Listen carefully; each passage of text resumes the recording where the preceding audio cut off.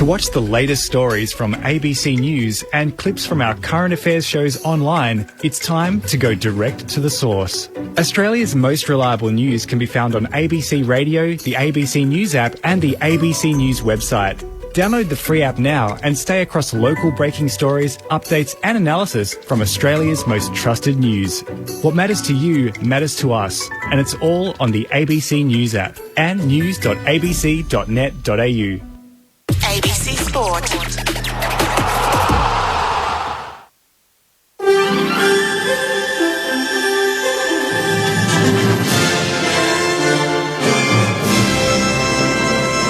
ABC News, I'm Susie Rains. Good evening. The Victorian Government says it's assessing every room at every hotel involved in its COVID-19 quarantine program before accepting international arrivals again in April. Iskander Razak reports. Victoria stopped accepting international arrivals in early February after a COVID-19 outbreak in hotel quarantine that forced a 5-day lockdown. But from April the 8th, the system will resume with up to 800 passengers arriving each week initially. Acting Premier James Merlino says he wants some plane seats reserved for foreigners deemed essential for business. Energy, infrastructure, key industries where we need some of that skill coming in. The government says it's discussing the idea at National Cabinet. Testing of quarantine guests will also increase from twice a fortnight to 4 times in 14 days. Residents of 9 public housing towers in Melbourne, locked down at the height of the pandemic last year, have launched a class action against the state government. Helen Vines reports. The class action is on behalf of more than 3,000 residents who were locked down for up to 14 days in July last year to prevent the spread of COVID-19. They claim they were subjected to false imprisonment and that authorities failed to give proper consideration to their human rights. Their solicitor, Serene Tafaha, says they believe the lockdown was a breach of process. The driving force behind this is a rectification. The defendants include the Deputy Chief Health Officer, Annalise Van Diemen, and the Chief Commissioner of Police. The residents are seeking declarations that the government's actions were unlawful or beyond its powers and damages. A program to teach consent in Australian schools still hasn't been fully rolled out 6 years after it was first announced. A Senate Estimates Committee has been told just a quarter of this financial year's funding has been spent.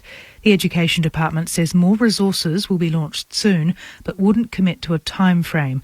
Greens Senator Marine Faruqi told the committee delays ignored the concerns of students who'd recently spoken out about sexual assault and harassment in Sydney schools. Pretty appalled at that, given the situation we are in. We're in a crisis of sexism, misogyny, sexual assault. Here are young women pleading for us to change our education system. The Minister for Indigenous Australians says his thoughts are with the family and community of an Aboriginal man who's died in custody in New South Wales. 37-year-old Barkindji man Anzac Sullivan is the 4th Aboriginal person in Australia to die in custody in 3 weeks. He died during a police pursuit in Broken Hill last Thursday, and New South Wales Police say it's the subject of a critical incident investigation. Ken Wyatt says he's saddened to hear about the death of any Aboriginal or Torres Strait Islander person, and his government is committed to working with the states to reduce the number of Indigenous people entering the justice system.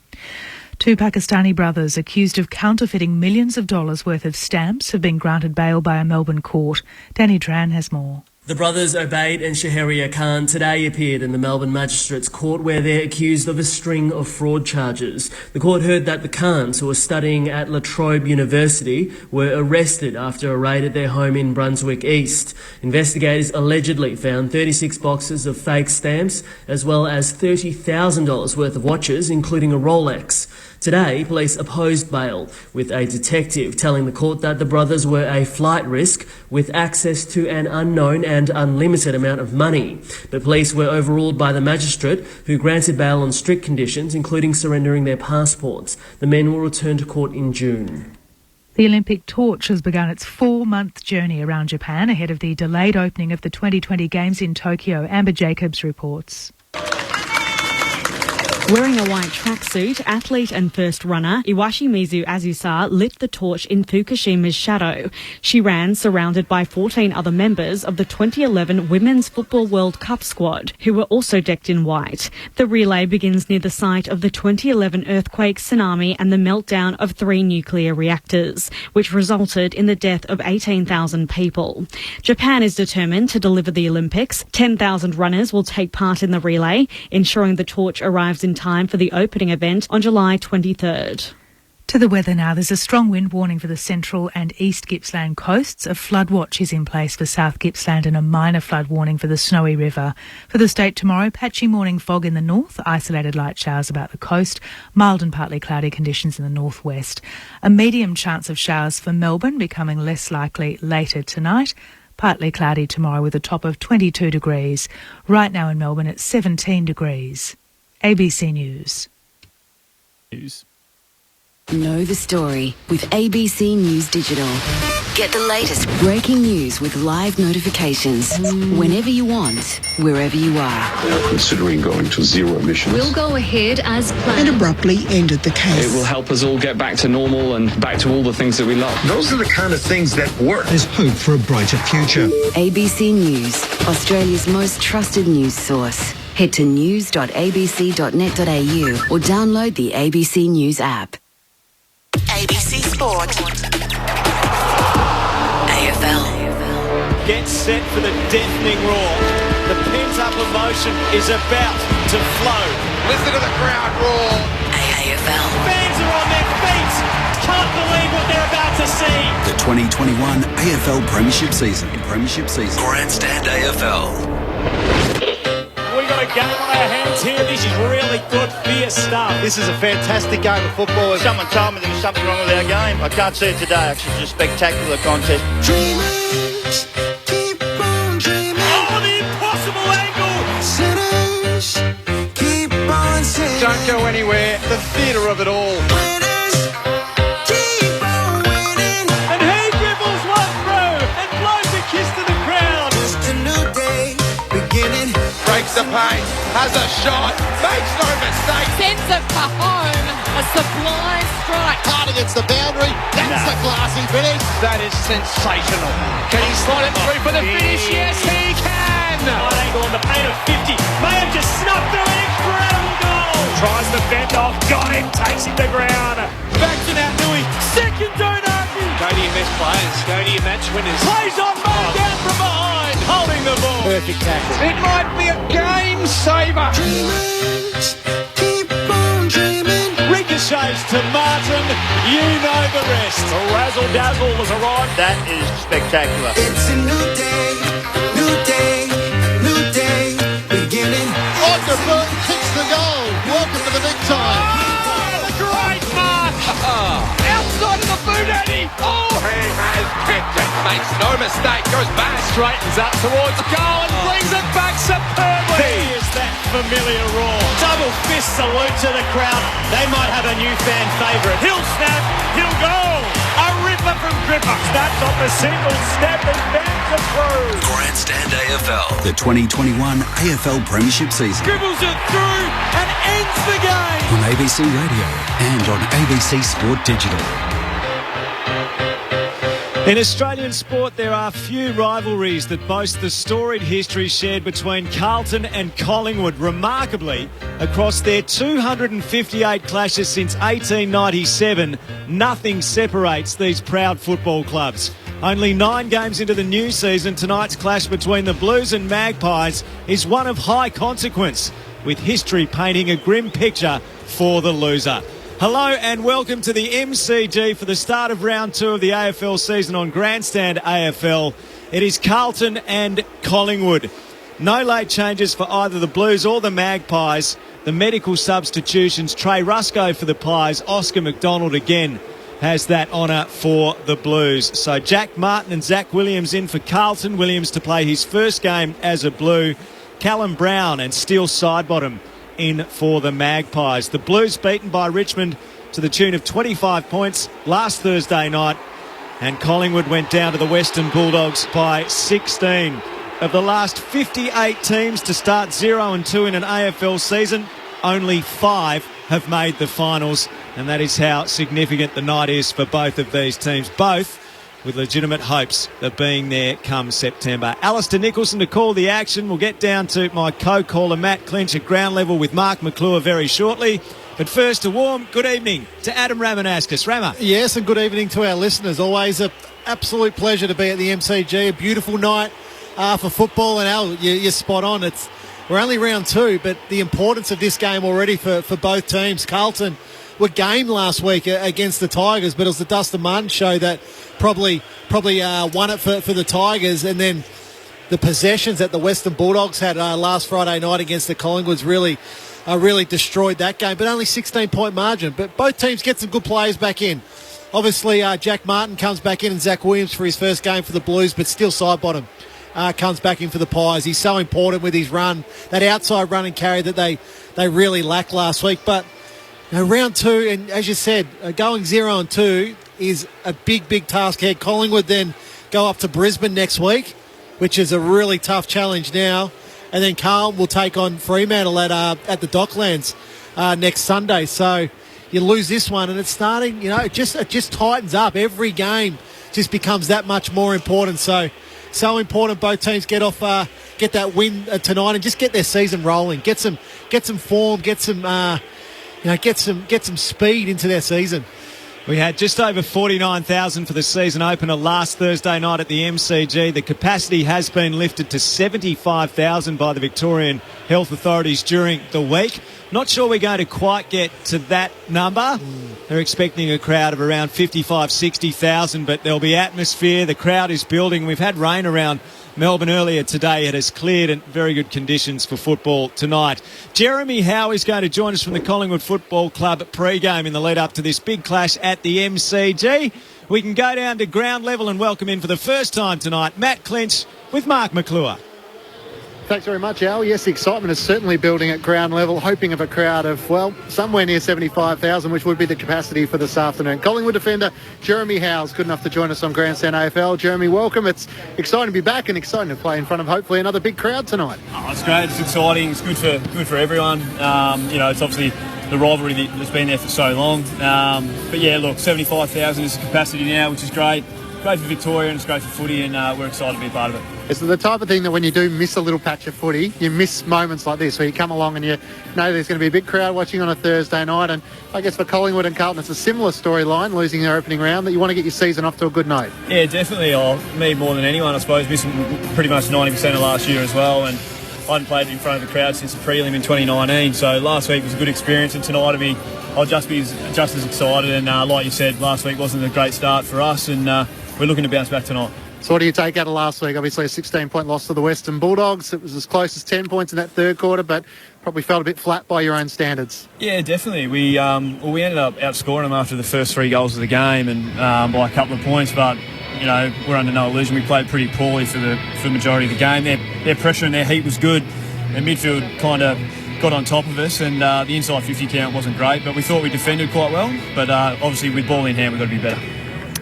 40 to 60 inside 50s is a big difference, and the speed of the ball coming in is different to what it's been in the past. It is, and it definitely puts you under the pump. Like, no doubt that the teams are moving the ball a lot quicker. They're probably, it's a bit more uncontested, but then once you get the link up, it's coming in pretty quick, and we were on the back end of that pretty early, but I thought we defended it pretty well. But your intercept marks last week were down. They chipped it low, they kept it low, and they kept it away from you guys. Yeah, well, if you've got Darcy Moore down there, if I was on the opposition team, I probably wouldn't kick it near him either. So he was outstanding. But yeah, look, teams are going to be trying to hit the uncontested marks, and they'll probably see us as a bit of an aerial threat. So probably on the ground to win. Is there a chance Moore can go forward? You don't think so tonight? I don't think so. No chance. Why? Because you can't score. There's no score. Yeah, well, he's one of the best defenders in the comp, so we're just going to back our system in, and if we move the ball like we're meant to, I think our forwards will have an impact. Do you have a big meeting during the week to work out what you can actually do against the sides who are quick? Yeah, well, I think, firstly, we've got to get our hands on it and be clean. Unfortunately, we weren't able to do that last night, and, we got out-tackled, out-pressured, but also they had 150 more touches, so it'd be nice to get our hands dirty, get the hands on the ball, and then we'll go forward with the ball a bit more cleaner. You know that this is for the title between Collingwood and Carlton, don't you? You do as well, obviously. Yeah, 127 apiece. Look, it's it's actually amazing to think that it's been, 258 games and it's all square. So, yeah, adds to the excitement, adds to the build-up, and looking forward to it. So someone's going to be in front, maybe, at the end of this one. The changes from last week, the reduced interchange, and obviously the impact in which the man on the mark, how'd you feel physically at the end of the game? Did you notice it was quicker at half-back? Yeah, I think so. The man on the mark one's just a really difficult one because it obviously opens it up for the kicker to be able to be a bit more fluent with the ball. You can't move on the mark, so it opens it up. But I think it's also a bit of a mindset shift. People just think that they can move the ball quicker as well. So the game's becoming a bit more open. Forwards are holding length, making the ground look a little bit longer, and it is a little bit harder to defend. But I don't mind it. And psychologically, from your point of view, having missed such a large chunk of footy last year, was there a moment in the Community Cup game or in round one where you felt like, I'm back and I'm able to do whatever I used to do, fly high and take some hangers? Yeah, I'm still finding my feet, I think. It's, like I said, I've been fortunate enough to not have a long-term injury for my whole career. So missing 17, 18 games last year was a little bit different. But, I'm still finding my feet now, but it's nice to be out, picking up the feel of the group and trying to work with the other backs. Tell me about the longer quarters. Has it tested you? Well, it definitely feels longer. It's probably, the 23 to 28 minute mark is kind of you're starting to feel the pinch, and it's also important that if someone's got the ascendancy that you either go into that break at the end of it with the ascendancy still in your favour, or try and slow it up a bit. But you're actually supposed to get tired. This is the game, isn't it? It is, and that's probably one of the elements we were disappointed with last week, that we felt like we got outworked. So it's something that will improve tonight. And they were out handballed and out movement, and they had the whole lot going, didn't they? They were really good. They were good. It's a good sharp enough for up, mate. So we're excited. We got a good team with footy. It's a quick turnaround. So 6 days straight into Carlton. Thursday night footy, 75,000 hopefully, and we'll get it done. Jeremy Howe's joined us on Grandstand. Finally, Carlton. I mean, their improvement over the last couple of seasons has been well documented. When you look at the midfield battle, it feels like it's going to be a pretty interesting aspect of the game tonight. Yeah, they always are. Generally, that's where your stars are. But, it's going to be really good. They recruited well. They've got some serious speed in the team now, and they've got a really good balance. So we reviewed them pretty well. We got some good vision out of the Richmond game last week, and we'll implement that this week. Enjoyed it to go. He plays his 100th game. Highlights galore, I'm sure. Is there anything done, especially in the team meetings leading up to that? He's got highlights for days, a kid. But, it's a great build-up. 100 games, it's a major achievement, and one that we're celebrating throughout the week. And he's excited more than anyone. He's got friends and family here, so hopefully we can get it done for him. So if Buck said to you, midfield or forward, what would you be saying? For him? Yeah. Ask him. Yeah, he probably wants, if we're getting inside 50s, he wants to be forward. If they're not getting inside 50s, he wants to be in the mid. So if he's playing forward, it means we're getting it in there. Jeremy, great to see you. Best of luck tonight against the Blues, and thanks for joining us on ABC Grandstand. Cheers, lads. And we're going to replay that to the goey. No worries. Thanks, Al. Great to have Jeremy Howe joining us on Grandstand AFL. Good on you, lads. I don't think Howie's too concerned about that. I'm sure he's let Jordan know all about it himself. Sounds like he's having quite the party tonight, Jordan Nagoi. Collingwood fans will be hoping he has a party tonight, because he brings match-winning quality when he's on Adam Ramanassis. No doubt he brings. He's the X factor within the team. You'd like him in both areas of the ground, forward and midfield. But I think Jordan's going to work out himself what he wants to still be as a player. It's been a lot of inconsistency throughout his career so far. We know his best is absolutely at the top of the tree, but we want to see that as a follower of the game. We want to see that more often, because he can do the amazing out there. Thousands of fans, we're hearing, are still outside waiting to get into the MCG. Lengthy delays as a result of the QR code check-in system that they've got in place. Now, Stuart Fox, the CEO of the MCC, made it pretty clear that people needed to get here early given the system in place. It would appear that not everyone has heeded that advice, and still many waiting to get into the MCG. We'll go down to Tim Hodges at ground level, Hodgie, because the crowd does appear to be building quite significantly, and we've got a really good night for football. Welcome to you, mate. Hello, Al. Hello, boys. Nice to be with you. It is a spectacular night. There's no wind. It's clear and still, 18 degrees, magnificent conditions for footy, and it's an awesome night to come to the game. Look, the MCC is telling us they're expecting around 55 to 60,000. I think they might even crack that they are allowed 75,000 tonight, and there's still, as you said, Al, thousands of people. You can see them under the bottom deck still coming through the turnstiles. It's It's been a nightmare, to be honest, getting in with the all-new scanning process commencing tonight. The mind boggles how Sellers would have gone getting in earlier. Just repeating, no late changes. The medical subs for the second straight week, it's Oscar McDonald for the Blues, Trey Rusco for the Pies. But, it's just a fantastic atmosphere, and I think it's going to be a monstrous crowd and certainly one of the biggest in world sport in 12 months. Good on you, Hodgie. I think you're lucky that Sellers and Clinchy have made their way upstairs to the commentary box, and Sellers isn't still down at boundary level after that little clip, Sellers, but you were escorted in by Clinchy, although you did have to navigate some difficult traffic, which is a good sign because people are keen to get back to the footy. Sometimes he doesn't see the right lane. Sometimes. Were you backseat driving? Yeah, of course it was. We certainly had our moments. I don't know what's more nervous, traffic with Sellers or watching the Blues. We'll find out. No. How do you see it tonight, Sellers? Well, it's a championship between the clubs and 125 or 127 each. And that's got a bit of feeling about it, and there's something to play for in that area there. And both sides got beaten last week. You just don't want to go down two in a row. That's the big key. Someone will come out victorious and the other one will go down. And I tell you what, and there'll be a bigger crowd than you actually think, because if there's so many outside and you have a look now, there's probably 60 in here now. Nearly 60 in here now at this stage, so there should be more. It's always big, Carlton and Collingwood. It feels really big at the MCG tonight. Here's Matt Clinch on Grandstand AFL.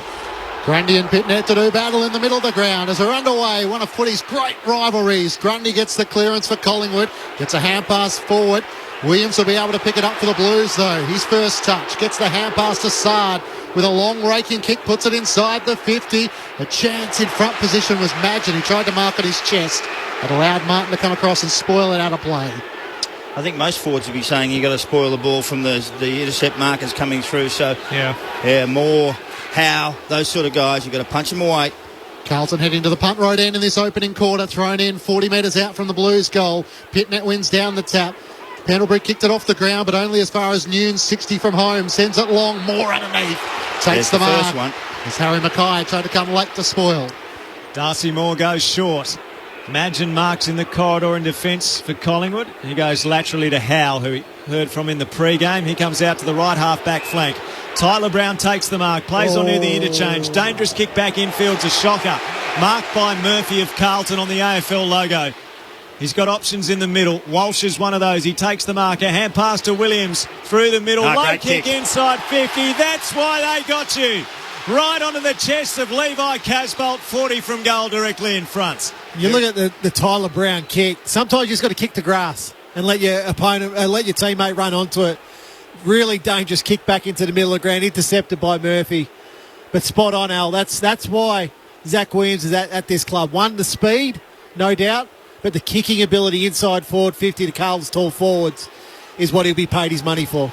Levi Casbolt to the punt road end. 45 metres out. His kick is not as aesthetically pleasing as that of Zach Williams. It's out of bounds on the full.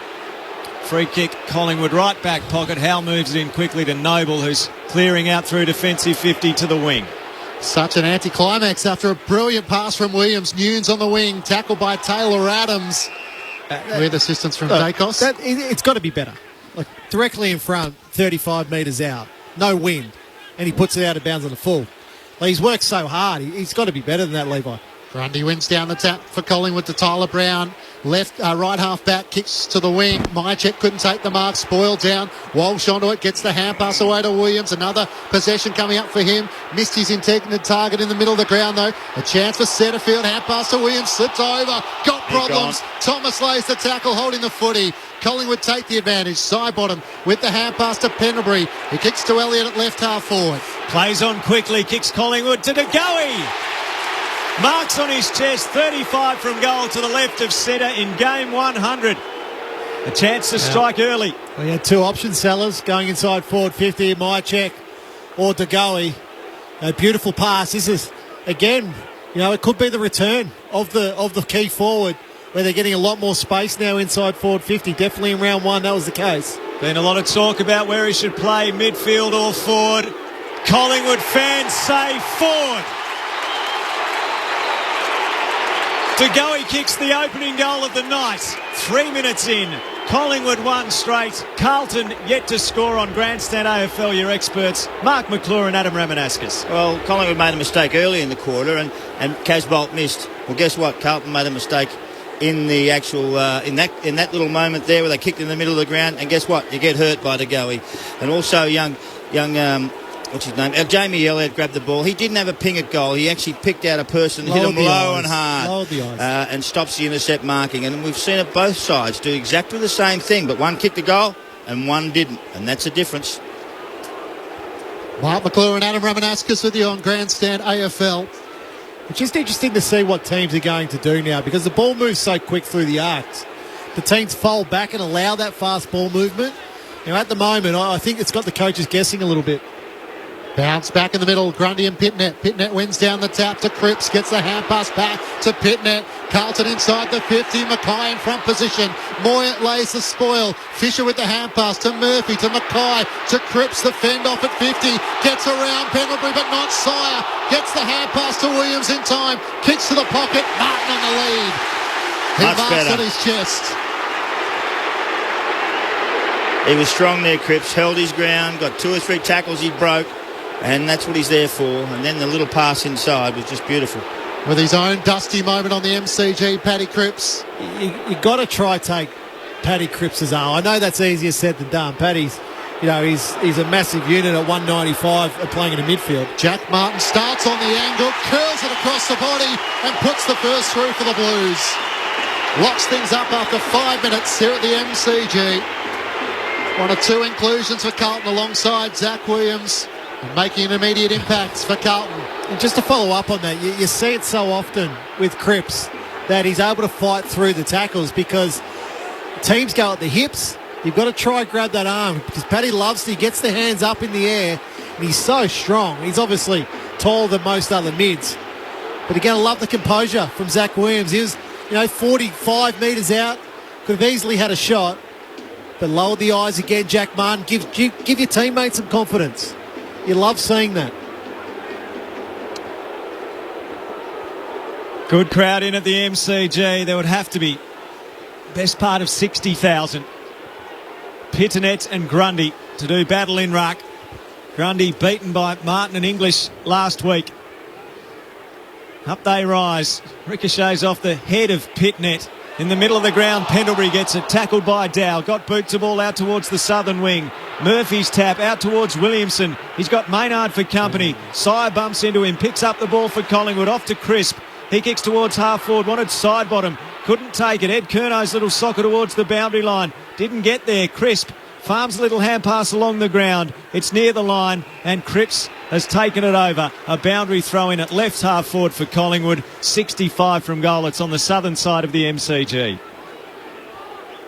Scores level at a goal apiece. De Goey and Martin, the goal scorers. Thrown back in. Grundy in front position. Pitnet from behind taps it down to Cripps. Couldn't get a clearing possession. Sire squeeze a kick to half forward. Nunes waits for the bounce. De Goey lays the tackle. Hand pass to Ed Curnow holding the footy.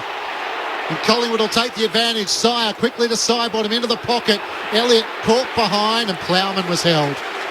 And the Blues will get retreat on the last line in the right back pocket. Oh, he looks to switch play to Wiedering. The best and fairest of last season runs onto it and with a right boot clears the defensive 50. Up to the wing to Mackay and Moore. One of the great battles of the night. Noble crumbs at front and centre for Collingwood. Gets the hand pass to Pendlebury. To Tyler Brown on the AFL logo. Took too long.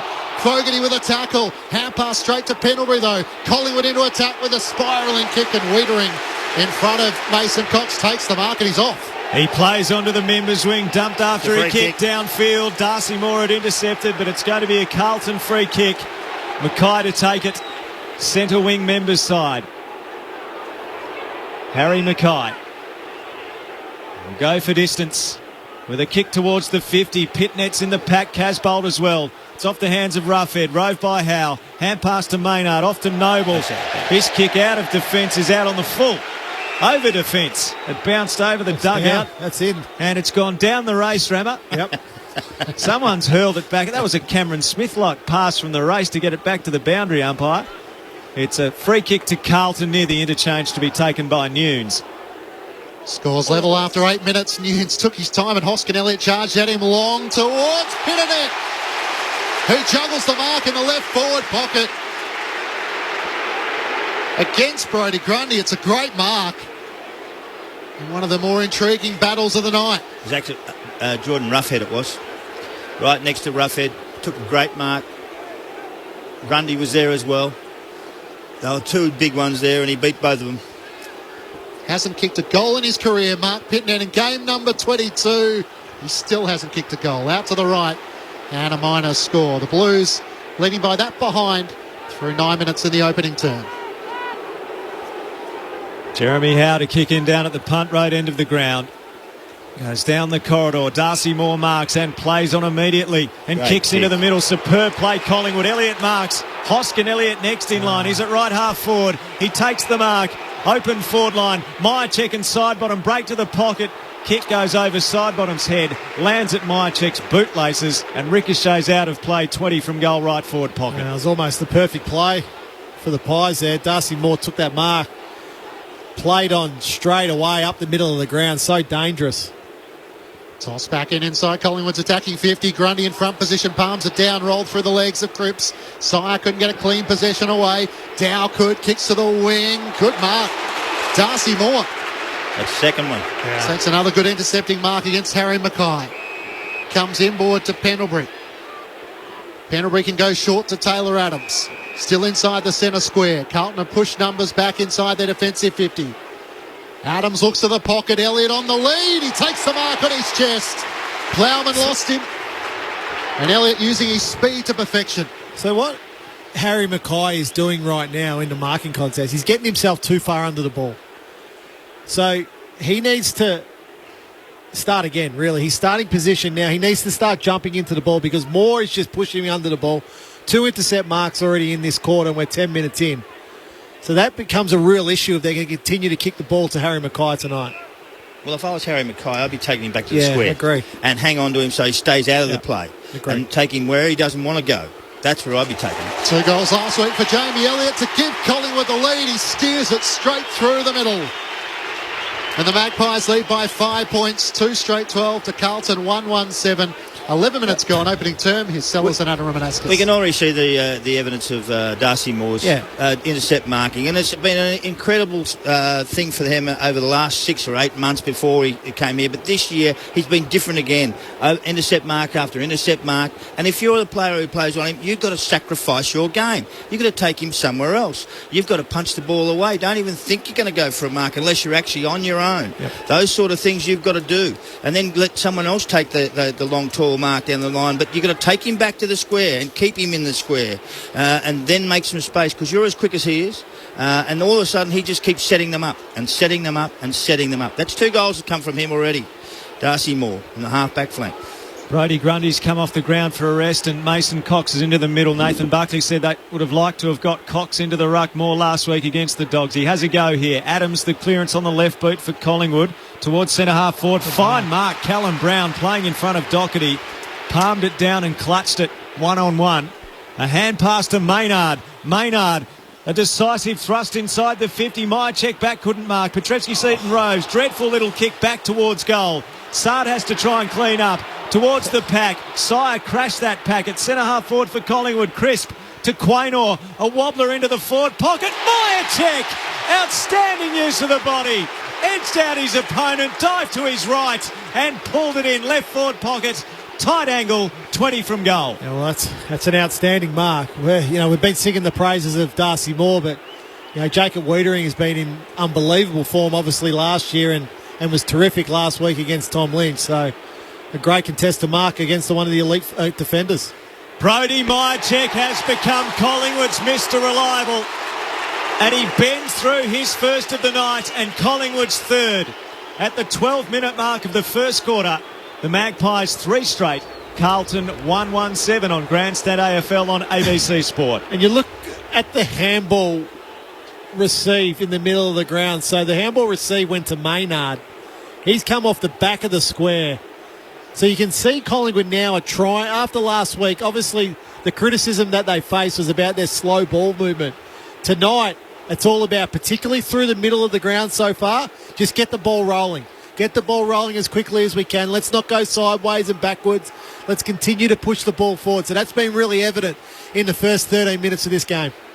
Adam Ramanauskas with you on Grandstand AFL. Let us know if you've made your way in. 0437 774 774 as the crowd continues to build for this Thursday night round 2 fixture. Casbolt and Cox. Cox wins down the tap for Collingwood. Casbolt comes up with it. Big Mason's over him. Almost fell into his back. Umpire and blow his whistle in the end. Ed Kerno with the clearance. Hand pass to Walsh. Kicks to half forward. Good pass to Martin on the lead. Veers out to the right. Pokes the kick to Fisher, who marks 45 metres out from goal, out to the left. So last week we saw a lot of guys at this distance get really close to the man on the mark and then veer out, whether they're a left footer or a right footer. So it'll be very interesting to see what Zach Fisher does here. Oh, his handball. Here's the hand pass to Wiedering. That's a Tougher good idea. shot from 55. It misses to the left. Collingwood lead by 10 points. Not sure about that tactic, sellers? Absolutely not. Down to Tim Hodges on the boundary. A 3-minute break for Brodie Grundy on the bench, and he's straight back onto the ground, and he was itching to get back on. He's the kind of guy that hates to come to the bench, but he's just had 3 minutes off, and he's back in, and the ball's coming towards him. Jeremy Howe is supplying the ball. Grundy and Wiedering. Grundy in front, couldn't mark. Wiedering gets a hold of it. He's tackled by Thomas, took him on, just got boots a ball that dribbles out of play. It will be thrown back in at left half forward for Carlton in front of the Olympic stand. I don't mind them trying things. I don't mind them actually having a go, but that was just far too orchestrated, and he was on the rush, and they rushed at him, and all of a sudden he messed his kick up. 10-point lead to Collingwood. 15 played opening quarter. Friday night footy at the MCG. Thursday night even. Don't want to get ahead of ourselves. Crisp, a hand pass away to Adams. Adams a bounce near the interchange, and a balk around Sard, and a barrel that didn't come off. An awkward one towards the 50. Out comes Plowman, takes the mark in defence for the Blues. Plowman goes very short to Petreski-Seaton, not the required distance, so he has to retreat back, and Doherty takes the mark in the right back pocket. Further to right half back by foot, and Gibbons takes the mark. What a great success story he's been for the Carlton Footy Club. Oh, he's looking to dance Tyler Brown on the mark and squeeze his kick to Petreski-Seaton. Gathers the half volley. Fellow brother Cal lays the tackle. No whistle. Umpire lets them scrap at ground level. Quaynor slides in. And Walsh is able to lock up the footy for the Blues. Left half forward to throw up for the Magpies, leading by 10. He's claiming the mark, Petreski-Seaton. The half volley, wasn't it? wasn't it? Half volley, clearly. 60 out from the Collingwood goal. Grundy the tap down underneath at Adams. Immediately tackled. Got boots the ball into the middle. Dow gets it for Carlton. Hand pass to Gibbons.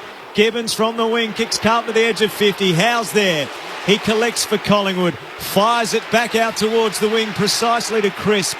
He's near the boundary line, defensive side of the southern wing for Collingwood. He looks infield, sees little on offer, sends his kick around the boundary. Callum Brown is there, pulls in the mark. Not sure he got both bites inside the field of play. He did. Fans thought it might have been a juggle, but a very fine piece of control in front of Petreski-Seaton, who isn't allowed to move on the mark, and gaining metres, Brown comes and kicks it forward, but it's turned over straight to Doherty on defensive 50. Switches inside the defensive 50 to Plowman. He moved. He did. Hoskin Elliott on the mark. Plowman called to play on. Can return it back to Doherty in the right back pocket. Now shows some dash around the boundary line. Great Kicks kick to the southern wing. It's a good pass. Fogarty takes the mark. Defensive side of the southern wing. Inboard to Petreski-Seaton. Just took the mark as Dacos was lurking. Turns onto his left. Good vision. Murphy's free. Can he turn this to attack? Quickly with a hand pass to Walsh. Away to Cripps. Ran into Howe. Shovels a hand pass forward to Dow. He works the hand pass back to Murphy. Beautiful from Carlton. Over the top to Gibbons in the pocket. Nice sidestep around Moore. And the finish is even better.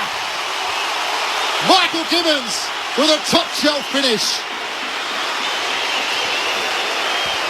The Blues ran the gauntlet by hand and needed a man to finish. And Michael Gibbons was up to the challenge.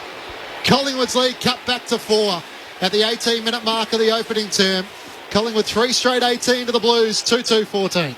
Well, they chanced their arm. They moved the ball quickly. They passed it without anyone standing on the mark and going back. They just kept it going forward, and the handball. And then on the end was Gibbons in the forward pocket. Now, he actually made a mess of a kick out in the side before, but not that one. That was beautiful, right through the middle. But it was done because they had some dare. They took the opposition on. They moved the ball quickly.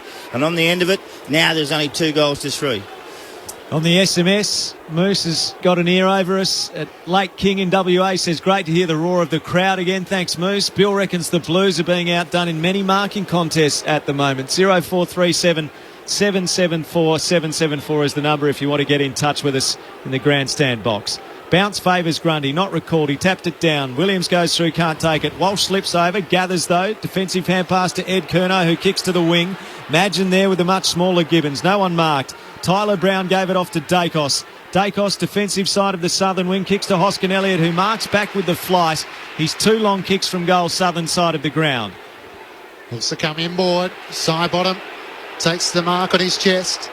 Great to see Steele side bottom back, Super and that's kick. a better pass. As Jamie Elliott comes out and marks on his chest, but the class of Steele side bottom. Yeah, no doubt super kick, but I was watching the forward 50, you watch Elliott's lead. He goes out wide, then comes back through the middle of the ground. Just kept going, found the space. So he made side bottom kick it to the space, but Elliott saw where the space was and just went really hard. Plowman, obviously, that bit taller, just couldn't go with him. Pretty much directly in front, 40 metres out for his second. Jamie Elliott finishes straight over the goal umpire's hat. And Collingwood with the immediate response to restore a 10-point advantage.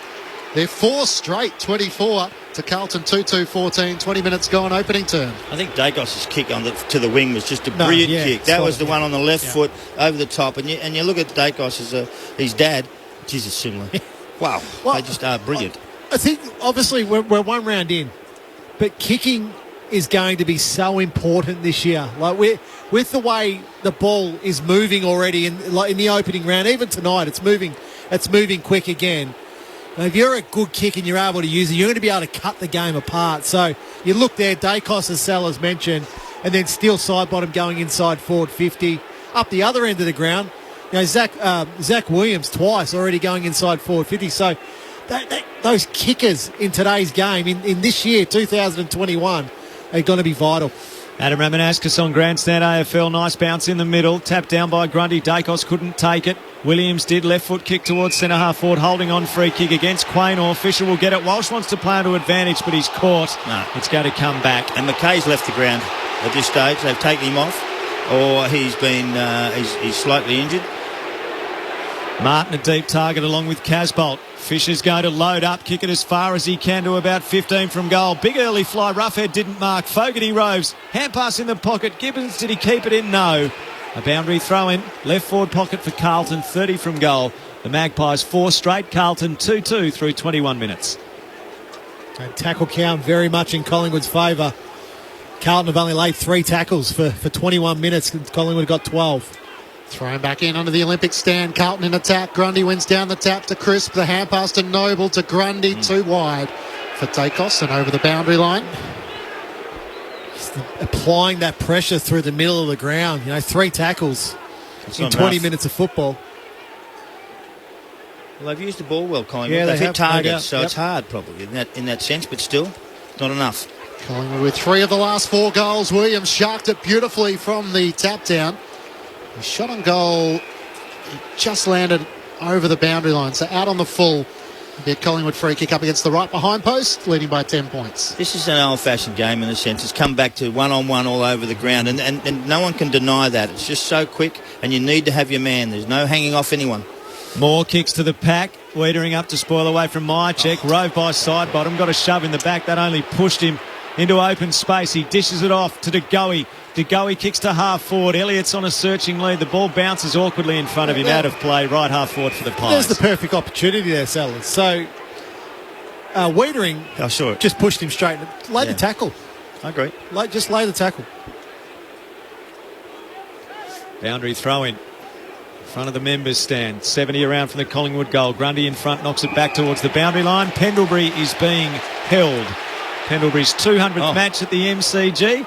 Adams takes it quickly, moves it inside 50, and DeGoey marks in the right forward pocket, 40 out, hard angle to the right. So I've been watching this matchup. So inside forward 50, Plowman's with Elliott, but it's Petreski-Seaton with DeGoey, which is probably not the right. That's not the right matchup. No way. DeGoey kicked the opener in his 100th game. Can he add a second approaching quarter time? The kick near side, but not missing by a lot.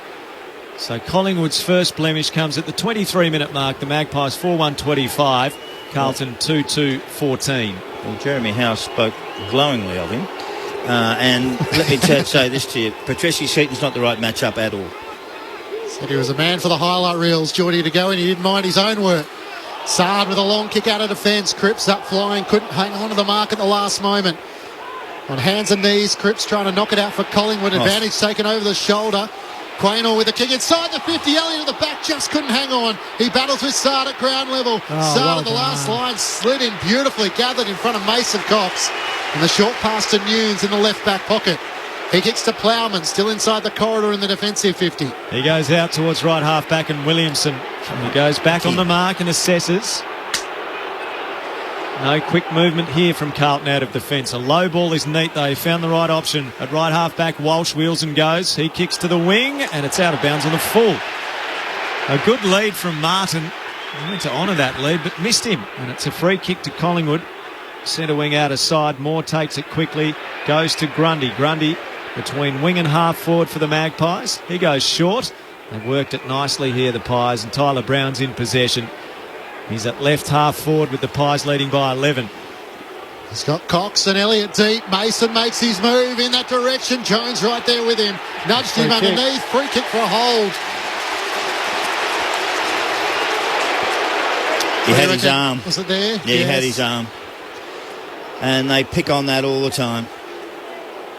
He started the back and just a tug at the right arm. It wasn't a lot in it, but it was enough for the umpire to notice. It's a free kick. They want the forwards to jump at the ball. Of course they do.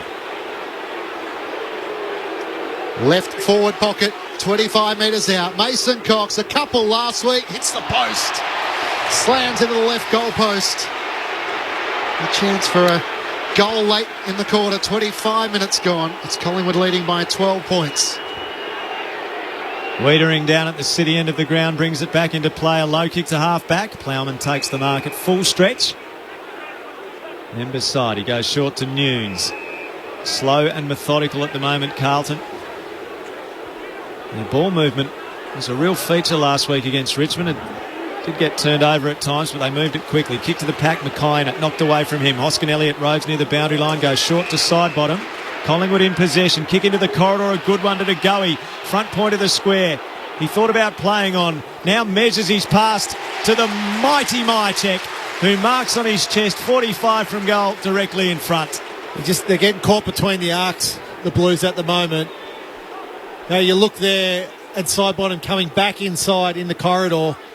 He had Crisp to choose from. He had Goey to choose from. And then really the Carl players are trying to roll back, but the ball movement's so quick at the moment that there's that much space inside forward 50. Goey, a beautiful then hit up of Mychek directly in front. Mychek with one to his name already to make it a 3-goal game. He kicks from inside 50. You could barely hit a drop punt better. Went through it half post height. Collingwood with the early jump on Carlton, 5-2-32 to 2-2-14. 27 played first term grandstand AFL. Yeah, they're actually hitting it early. They just, as soon as they see someone on their own, they go bang. They don't double think it or do anything like that. They just move the ball quickly and they're getting results. 5 goals. Mychek's got 2. Elliott's got 2. And De Goey's got 1. So their forward line's feeding well. Mychek's always been a good player since he's been at Collingwood. Sensational. He's the old-fashioned centre forward who works hard, does all the hard things and leads up to the ball carrier. And that's what you need to do. And they do it really well.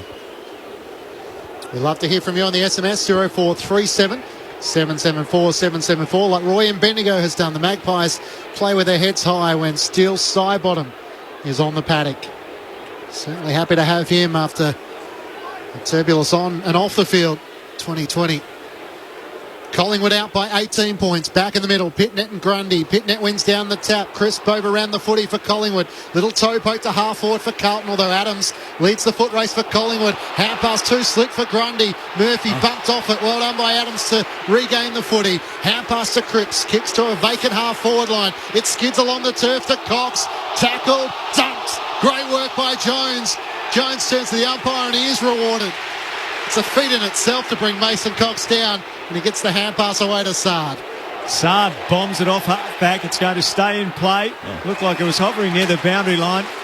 Didn't go beyond. Maynard intercepted. Kicks back to half forward. Oh, Sard intercepts in front of Sidebottom. Superb. A hand pass to Dow. Off to Murphy. Now away to Doherty. Through the centre corridor. Kicks to centre half forward. Fisher marks. Who's next? He wants to play on. One way then the other. He gets around Howe. 50 out. Mackay. That's the way to move it. Fisher hits Mackay. 25 from goal. The angle is negligible. Took Darcy Moore back to the goal square, led off him so he doesn't get the intercept mark. Young Fisher takes him on the mark. Some dare. That's what you need. It's a smarter lead by Mackay because he waited for the last moment. So, Moore, is always going to give you that little bit of space because he wants to lay off. Only early stages, but Carlton desperately needs one. And Harry Mackay delivers it at the 29-minute mark of the first quarter. The margin is cut to 12 points Collingwood's way. 5-2-32 the Pies. Carlton 3-2-20. You love that by Adam Sard. Oh, yeah. Terrible kick. Turned the ball over. But then the next kick, he goes and intercept mark.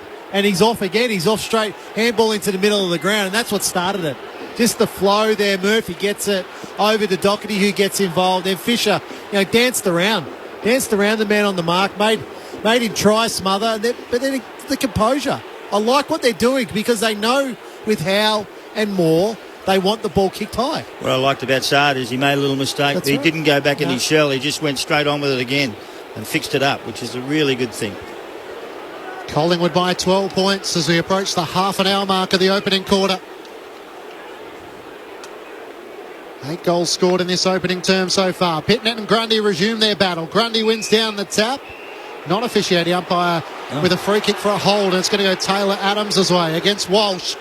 Adams kicks to the lead of Pendlebury. It bounced off his chest, couldn't hang on to it. Sire gathers, tackled by Williamson. He can't break clear. Trying to cover his boot, no whistle. It comes to Sidebottom, the ultimate pain as he bounces it through for a goal. Oh, some Carlton fans will be pleading at the umpire there. There was no boot on ball. And that's the case being made by the Carlton defence, especially Tom Williamson. Steele Sidebottom with his first goal, and Collingwood back out by 18 points, 6-2-38 to Carlton 3-2-20. Oh, it's simply hold the ball. Well, you can't do anything about it now. No, you can't, but it costs you a goal. That's the issue here, Sellers. Late in the quarter, 53 seconds remaining. And time on's one of the keys in this game. Time on is huge. Red time goals. Collingwood have now kicked 3 red time goals in this quarter to 1. I know. It's not a good decision. Sire went to kick the ball, he missed it. It's incorrect disposal. Williamson had his arms wrapped around Sire. That's holding the ball. Carlton needs to shake that off and try and find a reply before quarter time. Pisnet and Grundy in ruck. They collide. Grundy knocks it down. Sidebottom there. Couldn't win it. Grundy did. Defensive hand pass to Crisp. Tumble punt out towards left half forward for Collingwood. Pendlebury and Doherty go after it. 2 fine players there. Pendlebury knocks to his own advantage. Coming through though is Setterfield. He takes possession, gets tackled by Pendlebury. If the umpire blows one here, look out. He calls for a ball up at left half forward for the Pies. There's plenty of Carlton fans in that southern stand as well, Al. No doubt giving him a piece of their mind. Pitnet and Grundy. Grundy down to Adams, back to Grundy. Harder back against the boundary, and Walsh sees Taylor Adams out of play. Throw in 60 metres out from Collingwood's goal. They lead by 18 points. So close in on quarter time. In it spins. Shallow throw in. Grundy palmed it towards the boundary line. Tyler Brown there. Murphy gets a hold of him, escorts him out of play. 65 around from the Collingwood goal. The Magpies by 18. Let's see if the ump can hurl it a little further this time. The Rucks start at the back point of the square and have a fair bit of territory to make again. Roundhouse left from Grundy towards the 50. Doherty there. He's tackled immediately by Elliott, who's playing with vim and vigour tonight. Couple of early goals for him. A ball up now.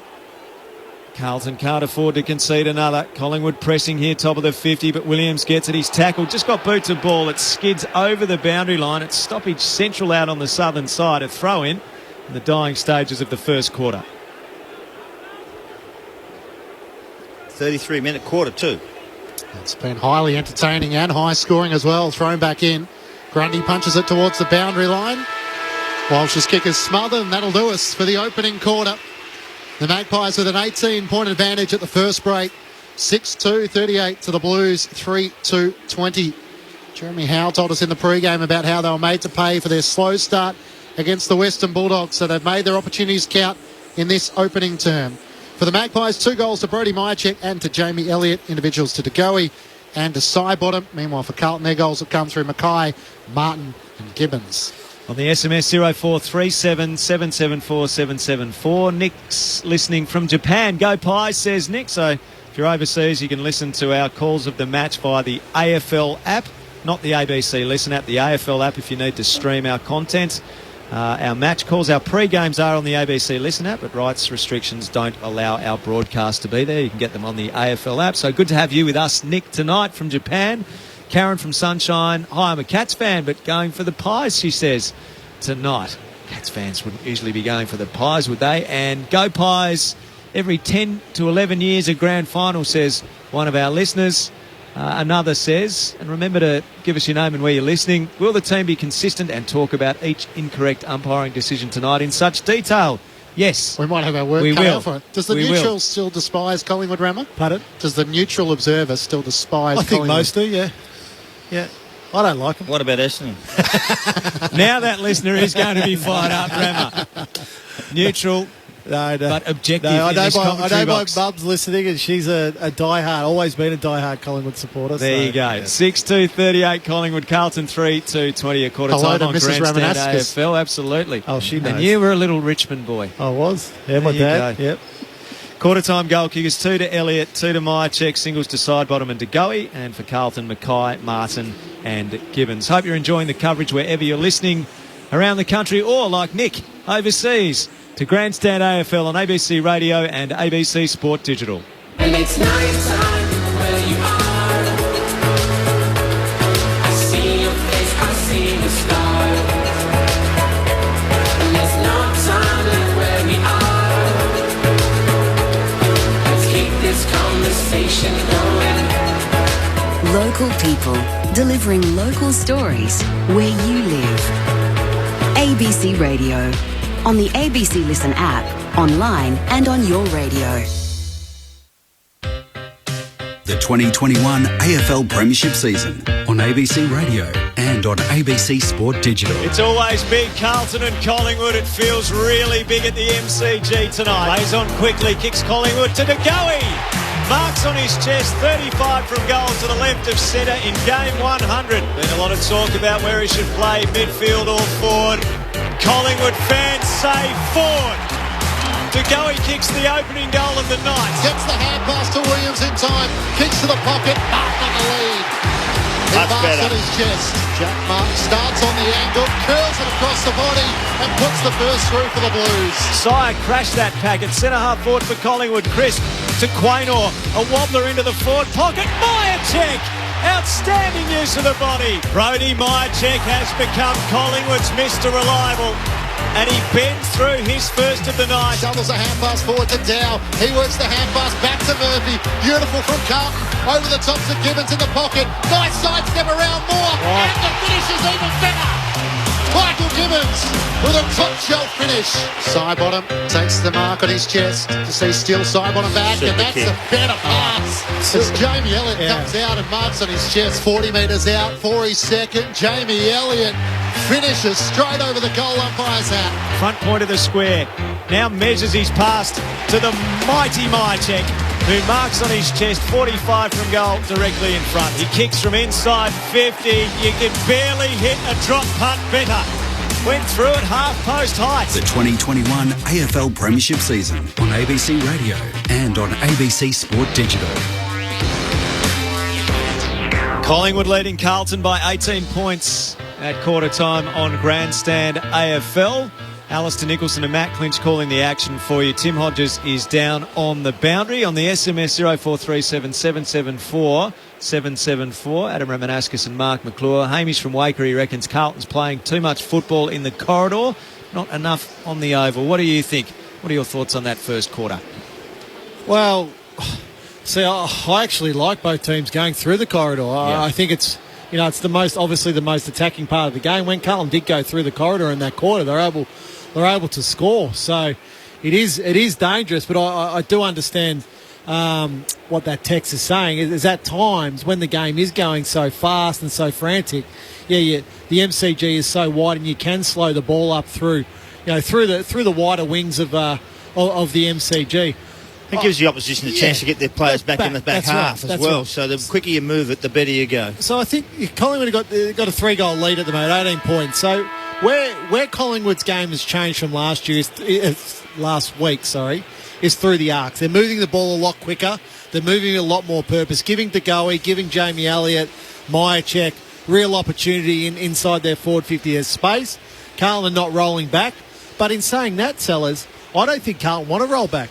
We've heard from them so much this year that they want to attack the game a lot more. They want to run and carry.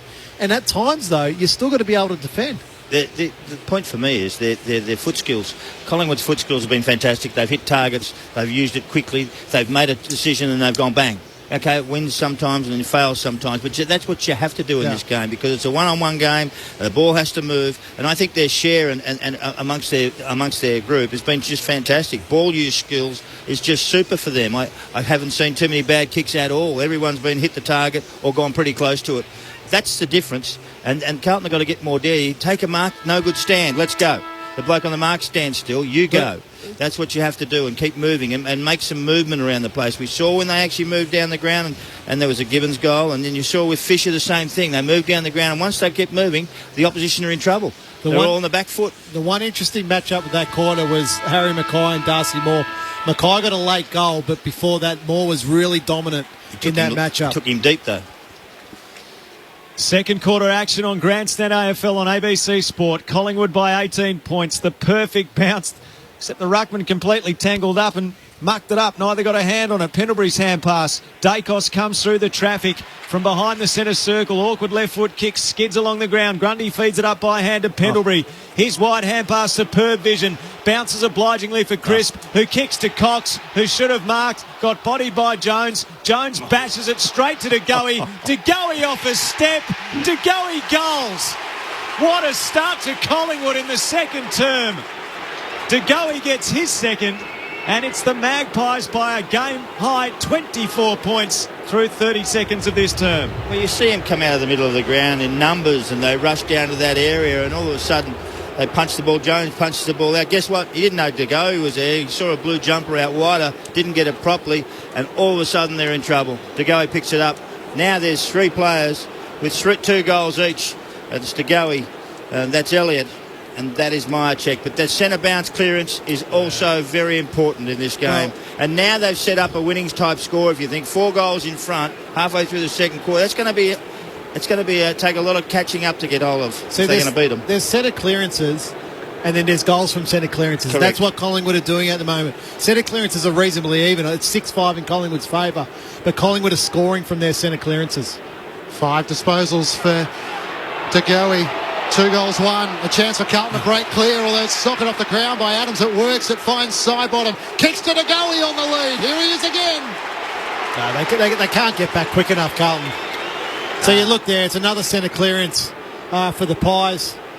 Another scoring opportunity for the Pies. But, Carl Lewis wouldn't have got back there to block up space in Collingwood's forward line. You've got to win the centre bounce. Yeah. Directly in front, 35 metres out. Jordan DeGoey has 3. The ultimate impact player for Collingwood as they extend their lead out to 30 points. 7-2-44 to Carlton 3-2-20. The Blues need to be careful. This is getting totally out of control. Yeah. 2 minutes into the second quarter. So I think now for the next, let's call it 7 or 8 minutes, if there's a couple of more goals kicked either way, Carlton have got to get set up defensively now at the centre bounce. So their wingers need to be running defensive to try and block up that space, and their mids inside the centre square now need to be setting up defensive, because if Collingwood win it, they're scoring, and that's a real issue. Carlton, if they win it, they're not scoring. So the defensive setup now in a centre bounce for Carlton is really critical for the next 7 or 8 minutes. That was by a mistake from the captain. Slipped over. Correct. Speaking of Carl Lewis. Brodie Grundy's leaning over like he's on the starter's blocks as he prepares to run in against Pitnet. They share it in the middle. Williams gets a hold of it for Carlton. Kicks towards half forward, but good use of the body by Maynard on Murphy. Edged him out, took the mark. Low pass along the line of the centre square. Doherty punched it away from side bottom. Clever tap from Pendlebury towards the logo. Picked up by Grundy off to Maynard. Long hand pass to Adams. He kicks back into the corridor, dangerously turned it over. Fogarty marks for Carlton, off to Cripps. His hand pass to Walsh puts him in a bind. He manages to get it off to Fogarty through the middle, another long hand pass. Carlton perhaps overdoing it here. Ed Curno's hand pass to a running Sard. How far does he run? Tyler Brown wants to go with him. Helicopter kick inside the 50. Roughhead launches on the back of Harry Mackay and pulls in a brilliant defender's mark. And he copped a big knee right in the back of the head. Harry Mackay is a little bit groggy. Oh, the kick to Quaynor won't make it there, and Pitnet takes the intercepting mark. He should have kept going. Maynard with his head in his hands. It was a howler of a kick. He just didn't see Pitnet, and the kick just sat up. How could he not see him? It's a good question. He's 6'6". So Pitnet, who hasn't kicked a goal in his AFL career, had a crack in the first quarter. This is far more his liking, directly in front, 30 metres from goal. Carlton just so desperately need it. Can Pitnet deliver? Awkward kick, effective result. The Blues will take them any way they'll come at this stage, as they pull one back to cut Collingwood's lead to 24 points. 8-2-50 to Carlton, 4-2-26. 4.5 minutes gone, second quarter. Tim Hodges on the boundary. Just keeping an eye on Harry Mackay for you guys. He's coming to the bench. He's been in the hands of the physio after that blow to the back of the head from Roughhead. I think he's okay, but gee, he took an almighty knee in the back of the scone then. So, yeah, pretty sore. CJ's on the text on 0437 774 774. He says, I'd like Carlton to lose, but that gets overridden by the footy ABC rule.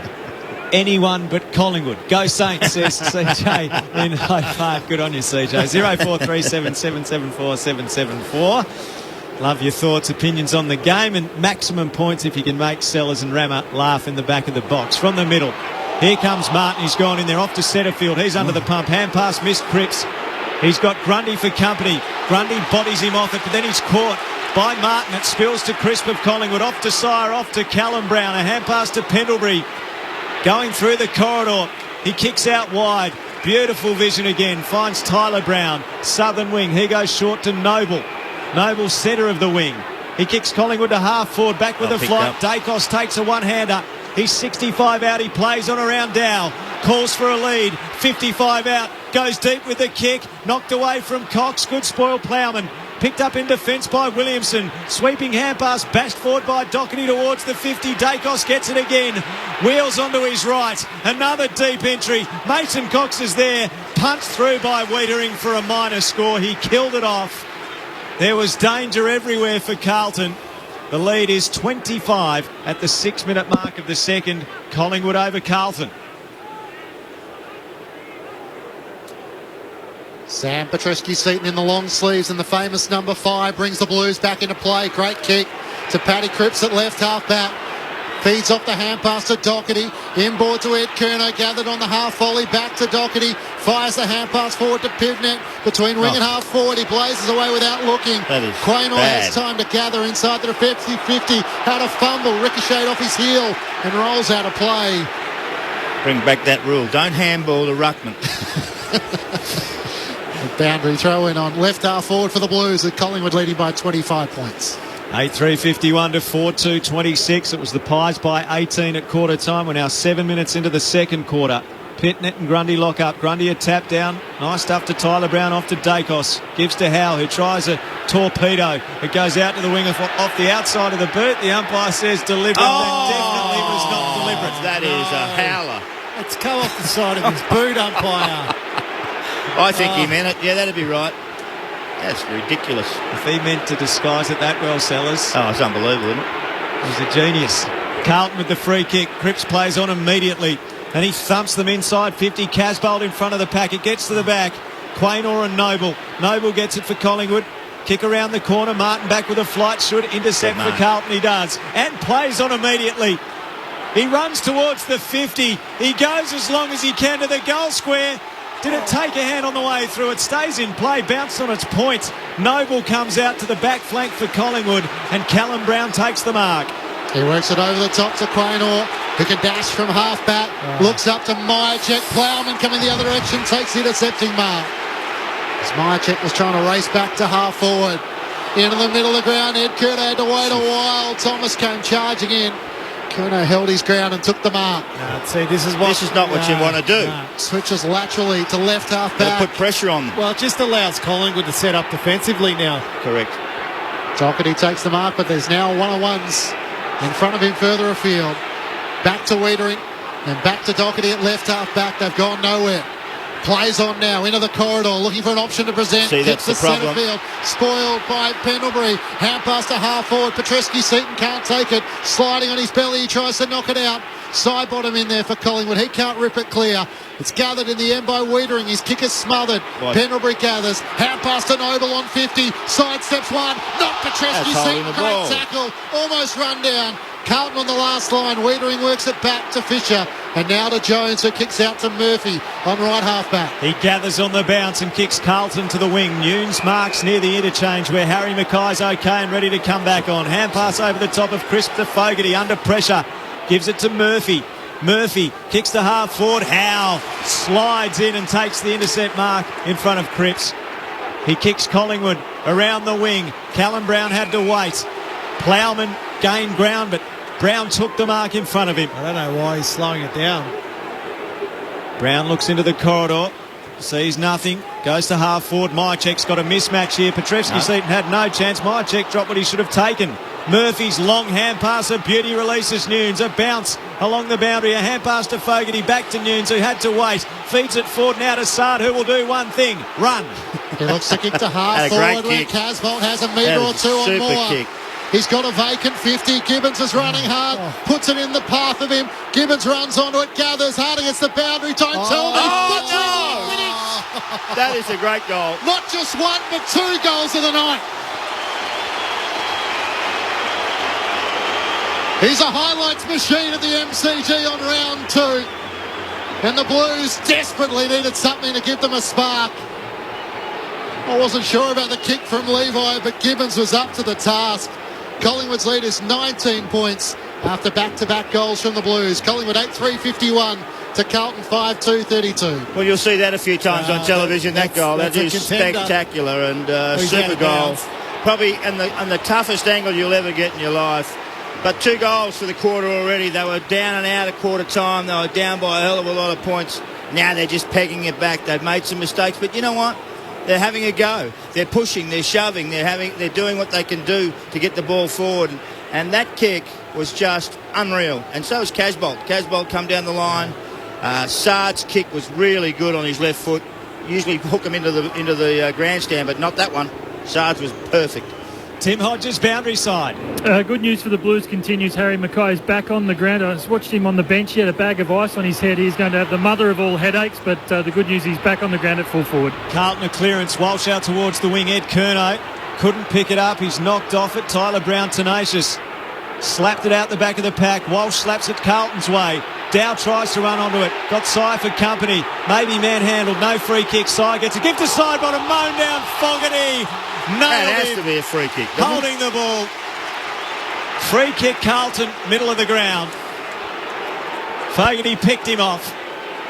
And now sends Carlton forward. The Blues' confidence building. Can they find a mark? Mackay up, couldn't take it. Roughhead pulled it down. Comes to Moore by hand to Howe. Collingwood now through Noble. Goes to Dacos. They were calm under pressure, the Pies. Dacos in the left back pocket. All of a sudden the Blues have their tails up. Dacos looks into the corridor. Decides nothing really on offer, so sends it long towards Myercheck and Cox in from the side. Couldn't take the mark. Williams to Carlton with a hand pass forward. Dow held when he got the footy. Maynard with the tackle over the shoulder. And the free kick will go to Dow at right half forward. He's got Mackay and Fisher deep. Dow just puts it in that direction. Martin sets himself as well. Harry will fly against a couple. Fisher stayed down. Hand pass to Martin into the open goal. 3 on the trot for the Blues. marching a comeback. And Collingwood's lead is cut to 13 points. The Magpies 8-3-51 to the Blues 6-2-38. 13 minutes gone, second term. And you just watch this replay here where it's just kick to the pack. You know, it's kick to the pack, 20 metres out from goal. Paddy Dow there, just an easy kick. But you look at all the Pies defenders. They're all just in the contest. They're all trying to spoil. They're all trying to intercept Mark. Fisher stays down. Martin stays down. Ball gets to the back. And it's an easy goal in the end. Smart play. But they didn't have to kicking it long to the square's no good. You've got to bring them forward. 20 metres out. Perfect That's exactly kick. right. Perfect kick there. You know... No hustle and bustle. Well, you know Moore's going to fly for the mark. You know Howe's going to fly. You know Roughhead's going to fly for the mark. So that's all they know. Well, you're relying on then Quainer and Noble to stay at ground level. Grundy a clear win in the middle of the ground. Adams after it, caught by Walsh. Got a hand pass out somehow with strength to Pendlebury, who gave it back to Adams in the congestion. Not his best decision. Williams gets a great hand pass, releases Walsh. Carlton on the attack, off to Gibbons. He finds Fisher. That's clever. 40 out. Goes to the pocket, all on his own. Martin marks. Left forward pocket, tight angle, 25 out. Well, it's great use of the ball when you think about it from the middle of the ground. They didn't flinch. They just chipped a pass and then chipped a pass. And if you're on your own, I'm going to hit you. That's what they haven't done in the past. Really good play. Walsh. Excellent. Gibbons. Tough angle now, though, for Jack Martin. Martin opens up the angle. Curling kick at goal. My word. Think so. These momentum swings in modern 2021 footy are a sight to behold. Carlton with 4 in a row, back within 7 points of the Pies. 14 played second term.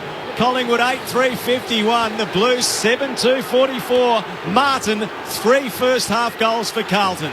You look there, Sellers. The ball, Pendlebury won Centre the bounce ball. clearance again, exactly. And a goal.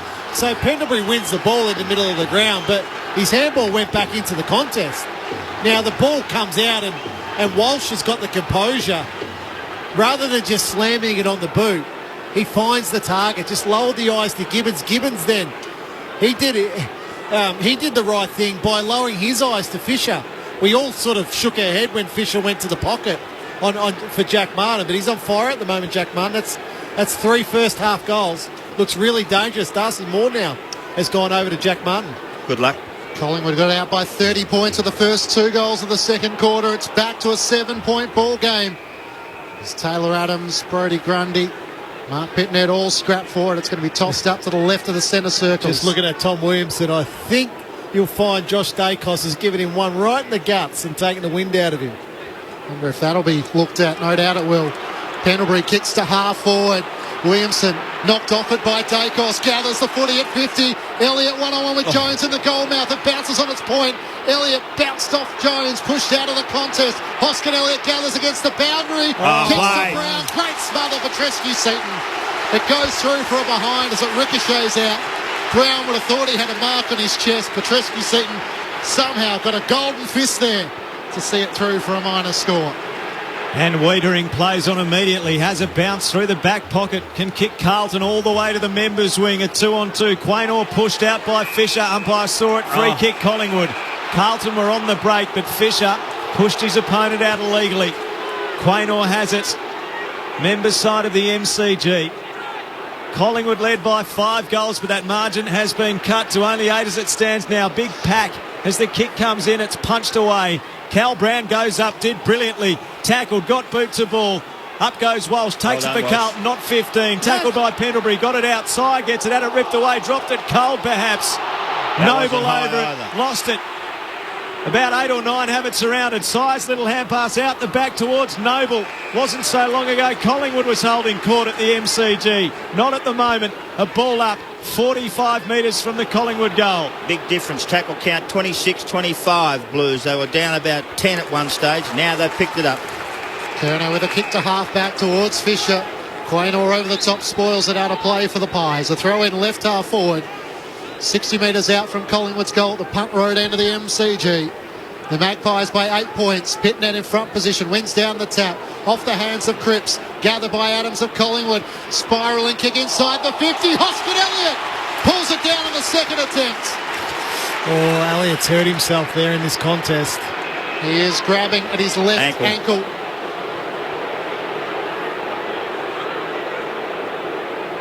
Off balance as he landed awkwardly with all the weight on the left ankle, and the trainer has the arm up, so not good for Jamie Elliott. He's kicked a couple of goals so far, and we may have a hold to play. Just having a look, right ankle might have been the majority of the weight, so he's in all sorts. All of his weight on the right ankle. He's had a few injuries too, hasn't he? Yeah. I hope he hasn't broken it. The way the doctors and the trainers are holding the lower leg here.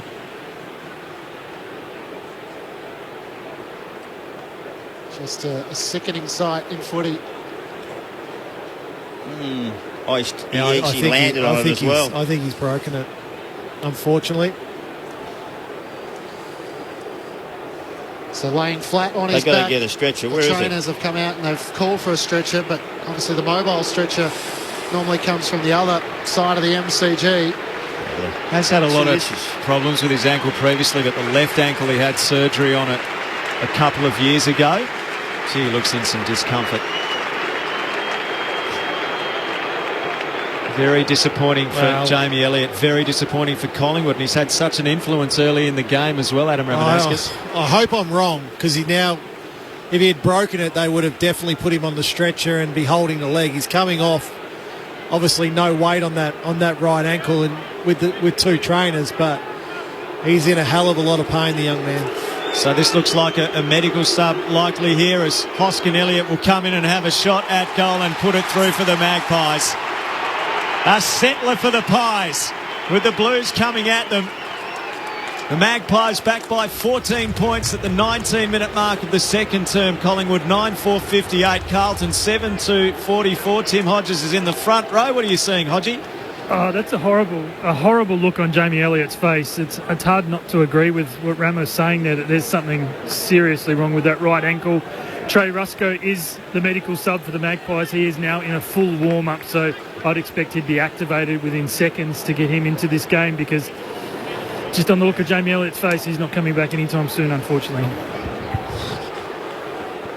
Still got to do the paperwork, so that's a part of the process that needs to be adhered to before a player can come on the ground. But sort of like trade deadline, could take a little bit of time to get through the fax machine. It's ridiculous, isn't it? Why don't they just make the 23rd man? Missed all of 2018, missed all of 2016. Jamie Elliott has had a tough run with injuries. Back in the middle of the ground, Grundy one down the tap for Pendlebury. Shovels out a hand pass into the path of Sidebottom. Almost had it with Plowman right there with him. Taylor Adams lays the tackle on Cripps, who's laying on his stomach and can't knock the footy clear. This is a turning point of this second quarter, because the Blues have kicked the last 4 goals and were on the charge. Collingwood answer back through Hoskin Elliott. Walsh squeezed the kick to half order, bouncing ball, Roughhead cleared him, onto it more, he's dumped in a tackle, Fisher the topo, knocks it forward towards the goal mouth. Collingwood have the numbers racing back. Quaynor gets there up against the right behind post, looks to half back and up and under kick to a 2-on-1, News with a great fly. He had the sit. On the back of Jamie Cripps. What's he paid here? Holding the arm down. Gibbons. You can't believe that. So News with a great fly on the back of Jack Cripps, but he's been denied because of the free kick in front of him. Oh, that's a shame. What is that umpire's sense of theatre? Jones into the middle. Fogarty goes short.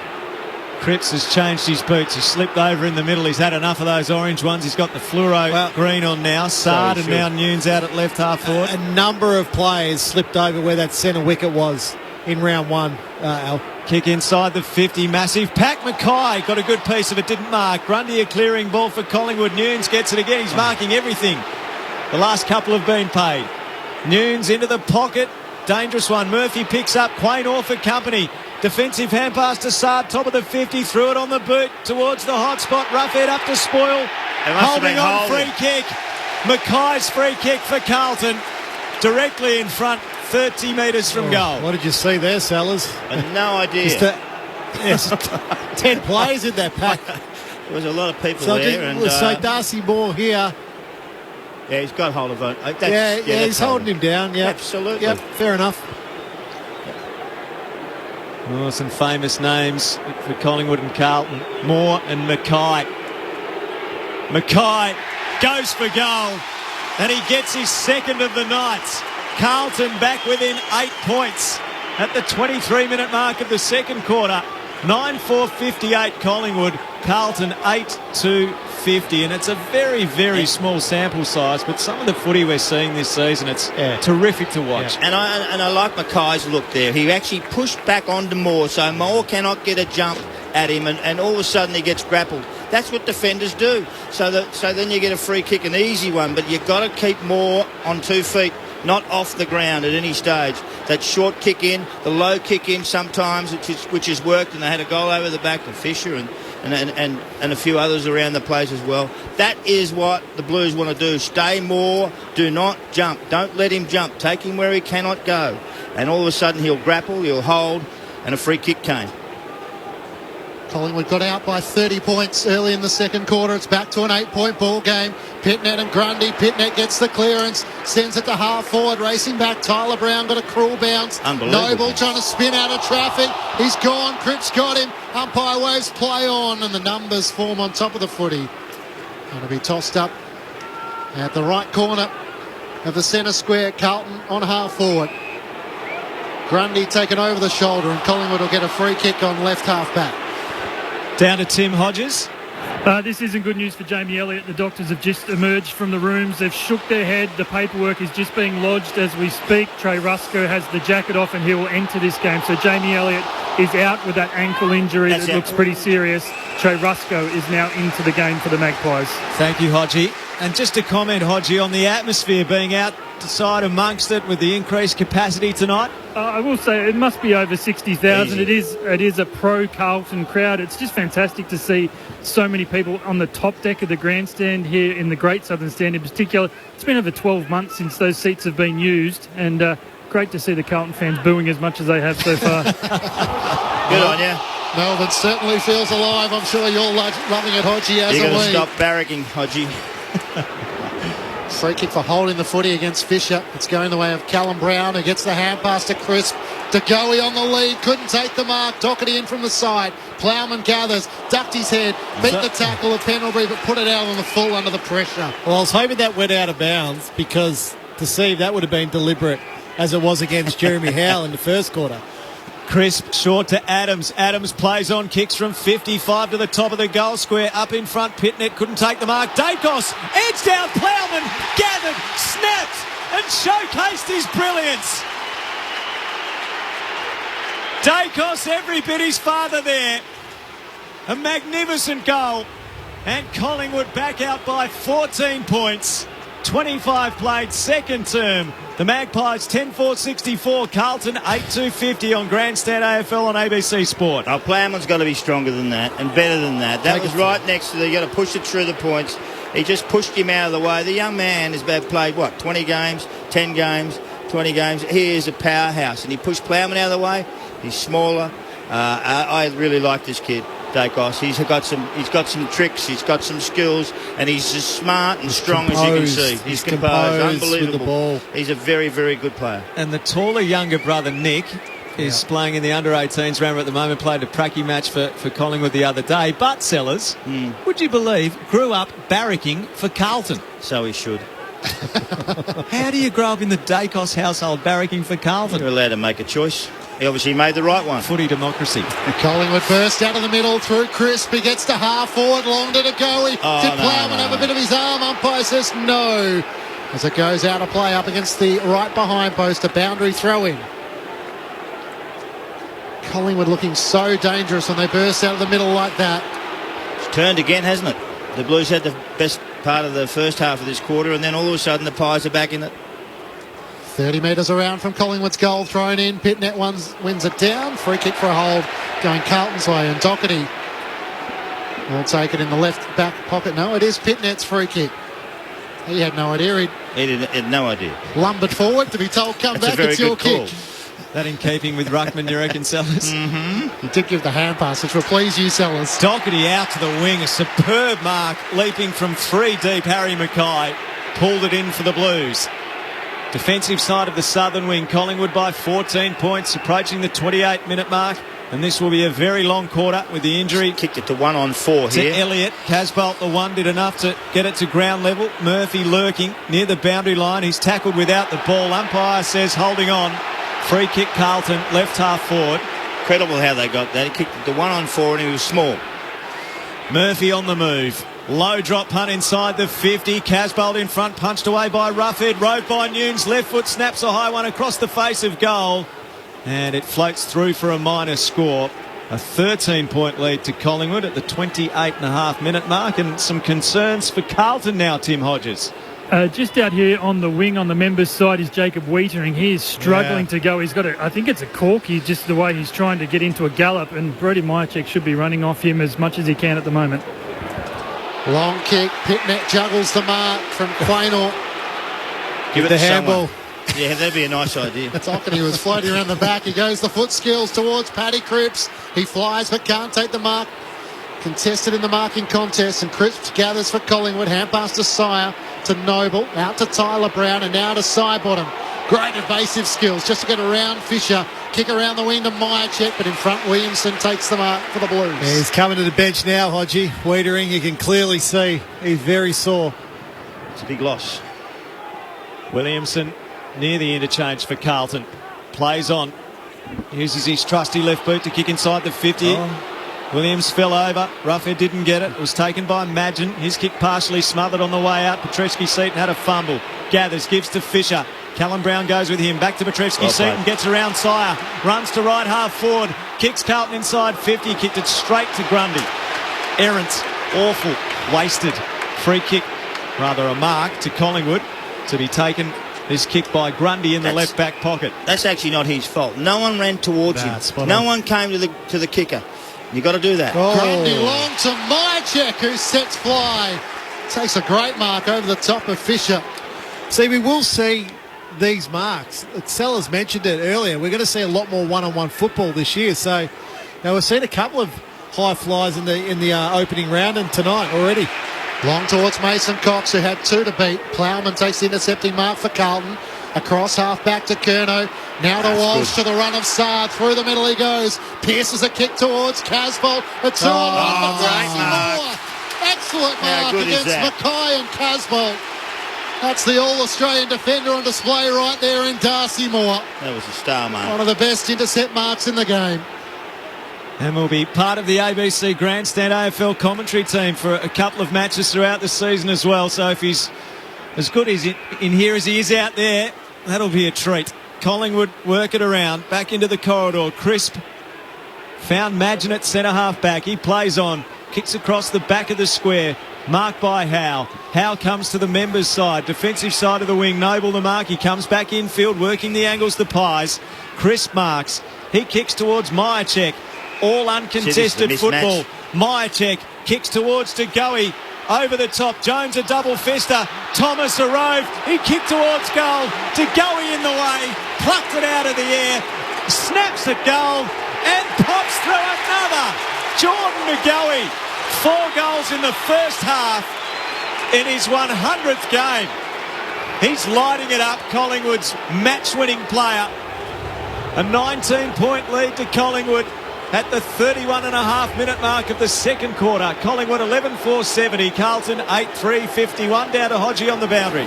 Yeah, our real concern for the Blues, Jacob Wiedering, he's had some work on that right hip on the bench, and the doctors weren't happy with him at all. They've taken him to the rooms, and he had a real noticeable limp as he tried to get down the stairs to the Carlton room. So it's going to be a race against time to get him back in the second half for the Blues. Well, DeGoey is standing up really well up forward. He likes it up forward. He likes that space. He's got a powerful area, and he's got a couple of blokes he can beat. He knows he can beat Plowman. He knows he can beat Petrevski-Seton. He knows he can beat those guys, and he's loving every second of it with his 4 goals. Only ever kicked 5 in 5 games against Carlton previously, Sellers, and he's got 4 in the first half. You know the Seller. I've been there. Patrick Cripps with the clearance of Carlton, kicks to half forward. Fogarty with the kick, almost worked out, couldn't take it down low. Casbolt's tackled by 2 Magpies. Dropped the footy in the end. Adams with the hand pass to Roughhead. He squeezed the kick into the middle of the ground. Pendlebury in front against Doherty. Couldn't take the mark. It comes to Sire. The hand pass to Taylor Adams. Turns it over. Trying to kick it to Mason Cox, and Jones takes the intercepting mark. Great kick. Straight down the pipe. He finds Casbolt. Can Carlton turn defence into attack? Kicks to Mackay. On the bounce, gathered more right there with him. Darcy wins it against the boundary. Great 1-2 with Maynard. And Darcy bounds out of defence. Kicks to Mason Cox, who marks on the southern wing. Dishes off a quick hand pass. Electric from Collingwood. Hoskin Elliott into the pocket to Goey. Got him again.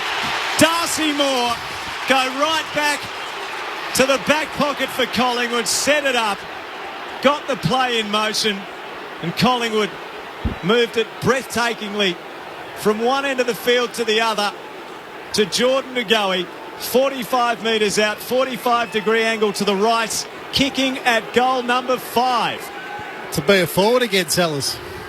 Well, it's a fantastic, because once you move and get hit with those sort of passes, it becomes very easy.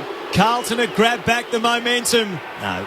It's with Collingwood now, but only a point added by Jordan Ngoe, who's got 4 goals too, and Collingwood leads by 20 points at the 34-minute mark of the second quarter. A long term with an ankle injury to Jamie Elliott. Trey Rusco has been subbed into the game. They got a problem down back with Ngoe. They don't know who to put on him. They can't find anyone.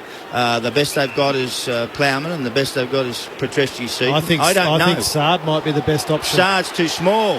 He might be the best option because he's quick enough to go with him. He won't chase him. Sard will run off him, but when they stand him in the goal square, what's he going to do?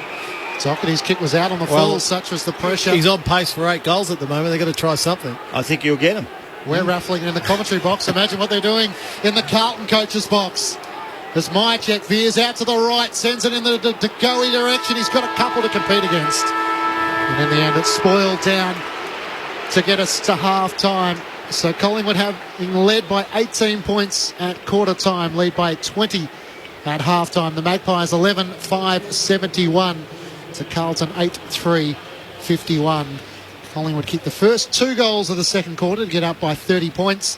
Carlton then kicked the next 4 to get it back to 7 points, but the Magpies finishing with 3 of the last 4 goals of the half.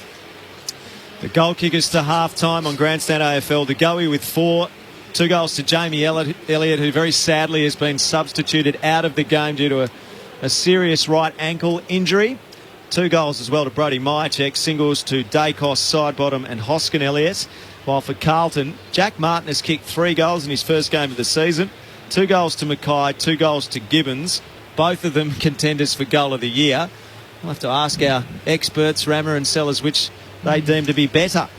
And a single goal to Mark Pitnett, his first in AFL football. So the momentum swings that we've had in this match already been really good to watch. The flow of this game, it's been fast and entertaining. 0437 774 774 0437 774 774 is the number if you want to get in touch with us. Bill reckons the Blues are not playing smart enough or tough enough in the contest. Another listener, g'day from Amsterdam. Go Pies. Remember to send us your name and well, clearly where you're listening. Amsterdam, we've had Japan as well. I wonder what far-flung places are out there tonight. Where are you listening? Far-flung? Well, fair way away. That's what I meant, Sellers. Good to have you in the back, just tapping me on the shoulder with your metallic ruler. 0437 774 774 if you'd like to touch base with Sellers or Rammer. Offer your thoughts, ask them a question, get involved with our broadcast on Grandstand AFL across the course of the season. Collingwood 11-5-71, Carlton 8-3-51.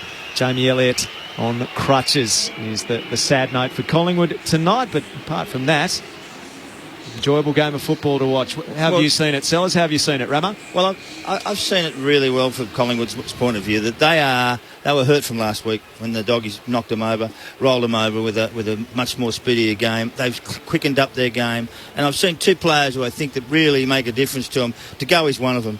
Ngoe's had 6 marks in the forward line. I mean, that is massive.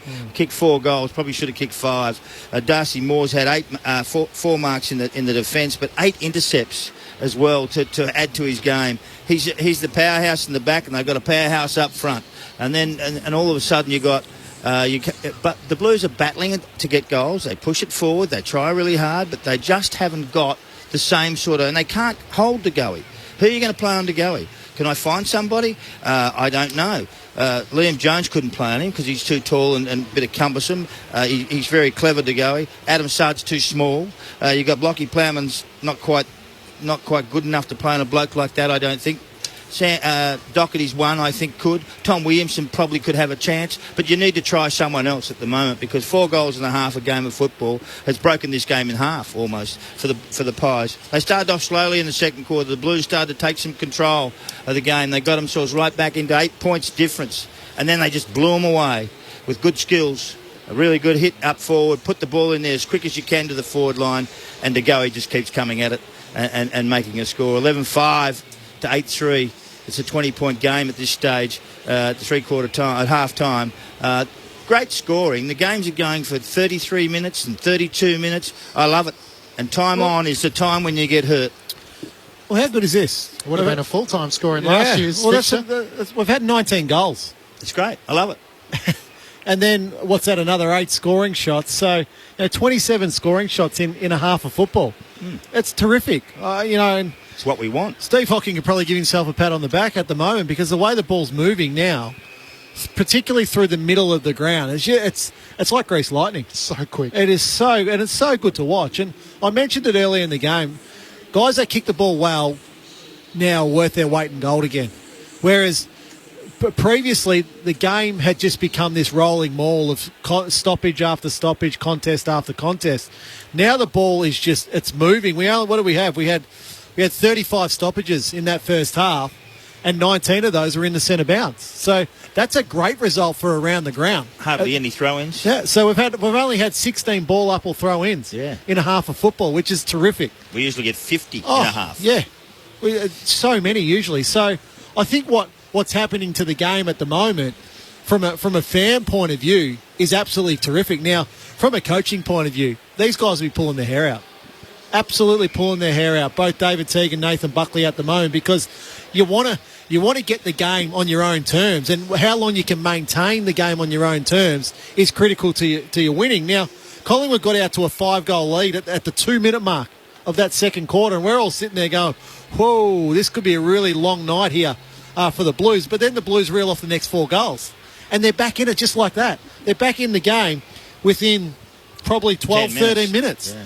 So the momentum swings now in modern-day football is absolutely terrific, and I'm loving it. I'm loving what I've seen so far. I don't really care what the coaches think, to tell you the truth. That's it's right. about a spectator's game, and they've turned up, which we're really enjoying, and I'm enjoying the noise as well. We haven't seen a crowd for a year. To me, the coaches can do whatever they like, but the football is so entertaining. When they move the ball so quickly. It does highlight the one-on-one mistakes, doesn't it? It does. Braden Maynard with the turnover in defence. Pitnet kicks the goal. Carlton get a run of 4 goals. And then you sort of look at the flip side of that.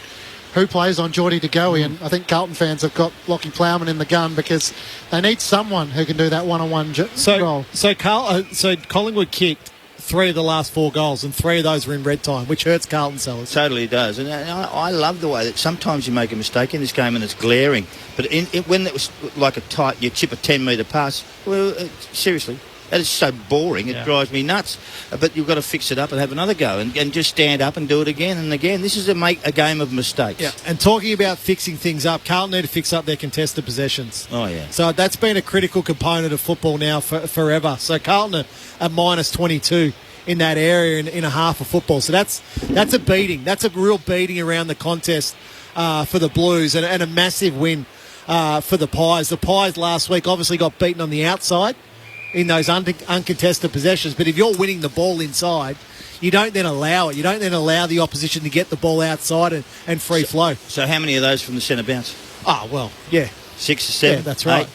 That's right. And I said that after Collingwood kicked that second goal. 2 minutes into that second quarter, Carlton needed to readjust through the middle of the ground. You know, their setup at the centre square, the centre bounces needed to be different. And to their credit, they did change that up, Al. No, Carlton are out of this game if they can't fix up their defence. Yeah. And they can't hold Darcy Moore. They're the two. So centre clearances right now is Carlton 10, Collingwood 9. But Collingwood are scoring from their centre clearances, which is the real difference. So, Sellers, you're spot on. Go into the sheds now, go into the change rooms. De Goey's kicked 4 goals too. Okay, let's work the matchup out, boys. Who is it? Who's the matchup? Who wants to put their hand up to stop Jordan De Goey in this second half? Because clearly he's the match winner at the moment, and clearly Carlton need to find an answer to him. Collingwood by 20 points at half-time in a very entertaining game of football, a fast game of football at the MCG in front of a crowd which would have to be at least 60,000 here tonight. Fran on the text says, hi everyone, Saturday afternoon team, even if it is the Thursday team tonight. She says, missed you all, ready to hear all the negatives about the Pies, especially after last week's game. Bit worried about playing Carlton. I'm happier that we lifted this week. Hope it lasts, says Fran. Go Pies. Great to have you back with us, Fran. 0437 774 774 is the number if you'd like to touch base. We'll get to more of your texts after the news. Collingwood 11-5-71, Carlton 8-3-51 in the NRL tonight. It's the grand final rematch between Penrith and the Melbourne Storm, and it's 6 points apiece through 35 minutes of that clash being played in Sydney. More from the MCG. The second half should be a beauty. Collingwood leading by 20 points. This is Grandstand AFL on ABC Radio and ABC Sport Digital. We'll be back shortly after the news.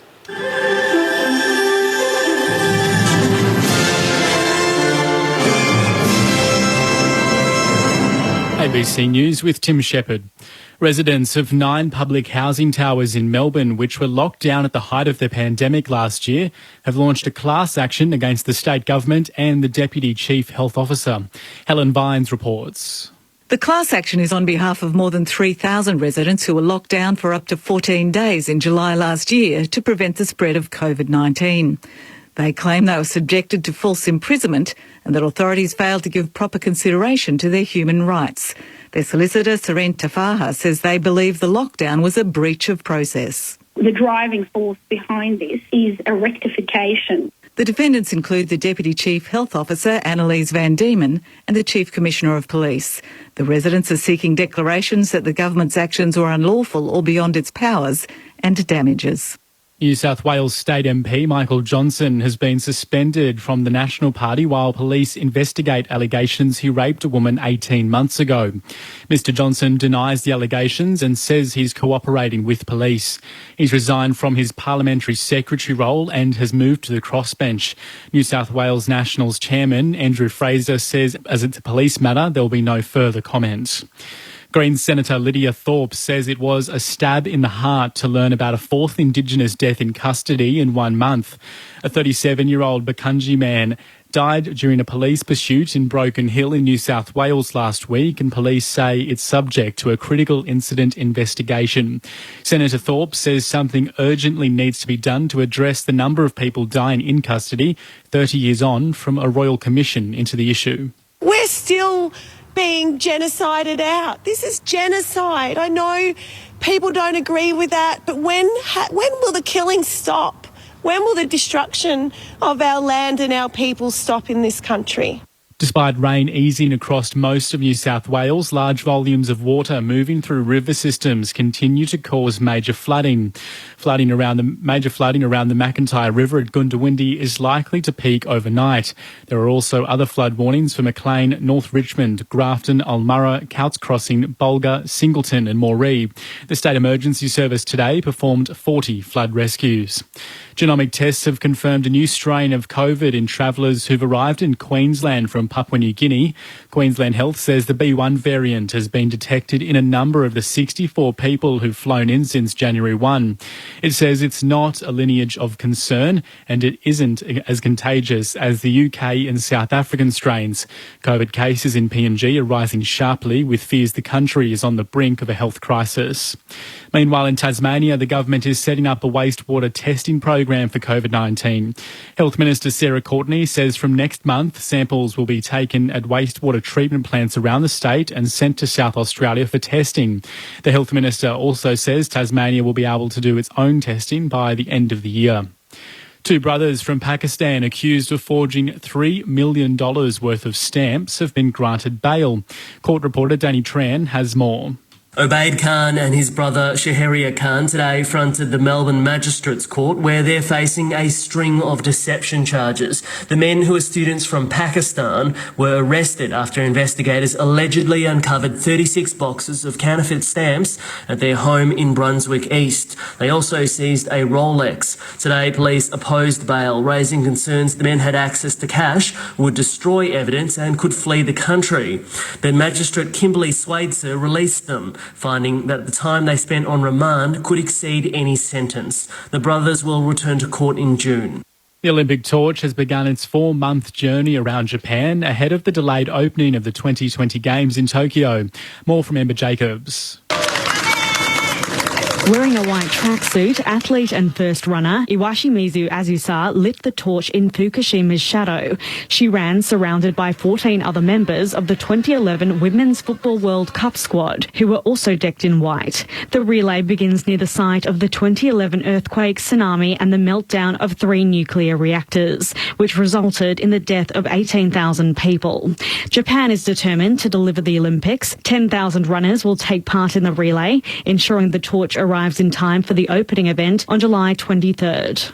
A digital artwork created by a humanoid robot named Sophia has sold at auction for over $600,000. The sale is the latest sign of a boom in the market for so-called non-fungible tokens. You're listening to ABC News.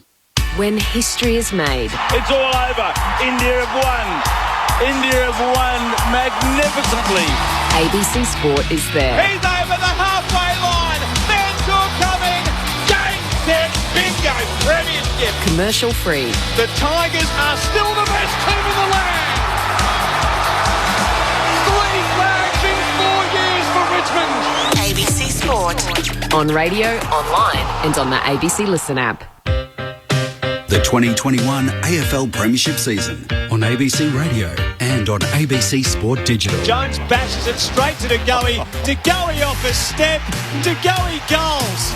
What a start to Collingwood in the second term. Socket off the ground by Adams. It works. It finds side bottom. Kicks to DeGoey on the lead. Here he is again. Directly in front. 35 metres out. Jordan DeGoey has 3. He's got a vacant 50. Gibbons is running hard. Puts it in the path of him. Gibbons runs onto it. Gathers hard against the boundary. Don't tell me. Oh, no! That is a great goal. Not just 1, but 2 goals of the night. He's a highlights machine at the MCG on round 2. 40 out, goes to the pocket, all on his own. Marks, curling kick and goal. My word, so. These momentum swings in modern 2021 footy are a sight to behold. Oh, Elliott's hurt himself there in this contest. He is grabbing at his left ankle. I hope he hasn't broken it. He's in a hell of a lot of pain, the young man. 55 to the top of the goal square, up in front. Pitnet couldn't take the mark. Dacos edged out. Plowman gathered, snapped and showcased his brilliance. Dacos every bit his father there. Over the top, Jones a double fister. Thomas arrived. He kicked towards goal. DeGoey in the way. Plucked it out of the air. Snaps at goal and pops through another. Jordan DeGoey. 4 goals in the first half in his 100th game. The 2021 AFL Premiership season on ABC Radio and on ABC Sport Digital. Half-time at the MCG. The Auskick kids are departing the field. The umpires are coming back out. We'll have the second half for you very shortly. Collingwood 11-5-71. Carlton 8-3-51. The Pies by 20 points on Grandstand AFL on ABC Sport with Alistair Nicholson and Matt Clinch calling the action. Mark McClure and Adam Ramanauskas, your experts. Tim Hodges is down on the boundary, and we can get an update on Jamie Elliott, who was subbed out of the game in the second term with an ankle injury. Tim Hodges. Al, this is good news of sorts for the Magpies. That the Magpie media team have just let us know that Jamie Elliott is suffering a very severe sprain of the ankle. It is not a break, so that is good news. And I think that's why they probably did carry him off the ground rather than stretcher him off. So good news of sorts. Jamie Elliott out of this game, but it's not a broken ankle. It's a severely sprained ankle. Tim Hodges always gets the news first down at boundary level. So many of your texts have been coming in on 0437 774 774. Shane Hart's out the back of Mornington. Bittenway, he says, go Pies. We should double up in the third quarter. Kurt Venning currently in the Pilbara in WA listening to the broadcast. Blues need to send Cripps forward to do something similar to De Goey, give him space to open up the Collingwood defenders. Put Petreski in the middle with pace, he says. Yeah. Thanks for your contribution, Kurt, on 0437 774 774. David at Tewkesbury in Tassie's listening. Go Pies, he says. And Charlie from East Melbourne, how glad I am that you've brought this up. Last week in the preview, one of your team said he'd eat his hat if the Crows beat the Cats. Has he identified the headwear to be sacrificed? Well, Charlie, that person is in the commentary box tonight. His name, of course, is Mark McClure. Where's your Akubra sellers? I don't know. What have you selected? You can't eat one of them, you choke. I could probably eat a head of an Easter egg or something like that. It's got to Wouldn't be a mind hat. one of those. A fedora? Yeah, well, Legionnaires? What about a little, I don't know what to wear. So what's the smallest hat you can get? What about one of those hats with a couple of little drink holders on the side? That's sort of your I wheelhouse. think I could drink that. I don't know if I could eat it. Not sure if you're aware, Charlie, but the show's called No Excuses, 1 o'clock on Saturday. I reckon it'll get a mention. I think I'll have an excuse. A sore Came up with throat. the name of the show. I don't care. I got a sore throat. Andrew from you have from eating your hat. Andrew from Euroa has he's steadying us up a bit. What do Carlton need to do to get back in the game, says Andrew? Rammer and Sellers at halftime. Well, Rammer hit it on the head. Their contested possessions is 1. They sort out their defence to hold the goeys 2. And actually somehow Marshall, Darcy Moore in the back half, because he has been spectacular. Yeah. And you've got to sacrifice your game to do it. Who wants to do that? No one. Because I don't understand why, but that's how you win a game of football.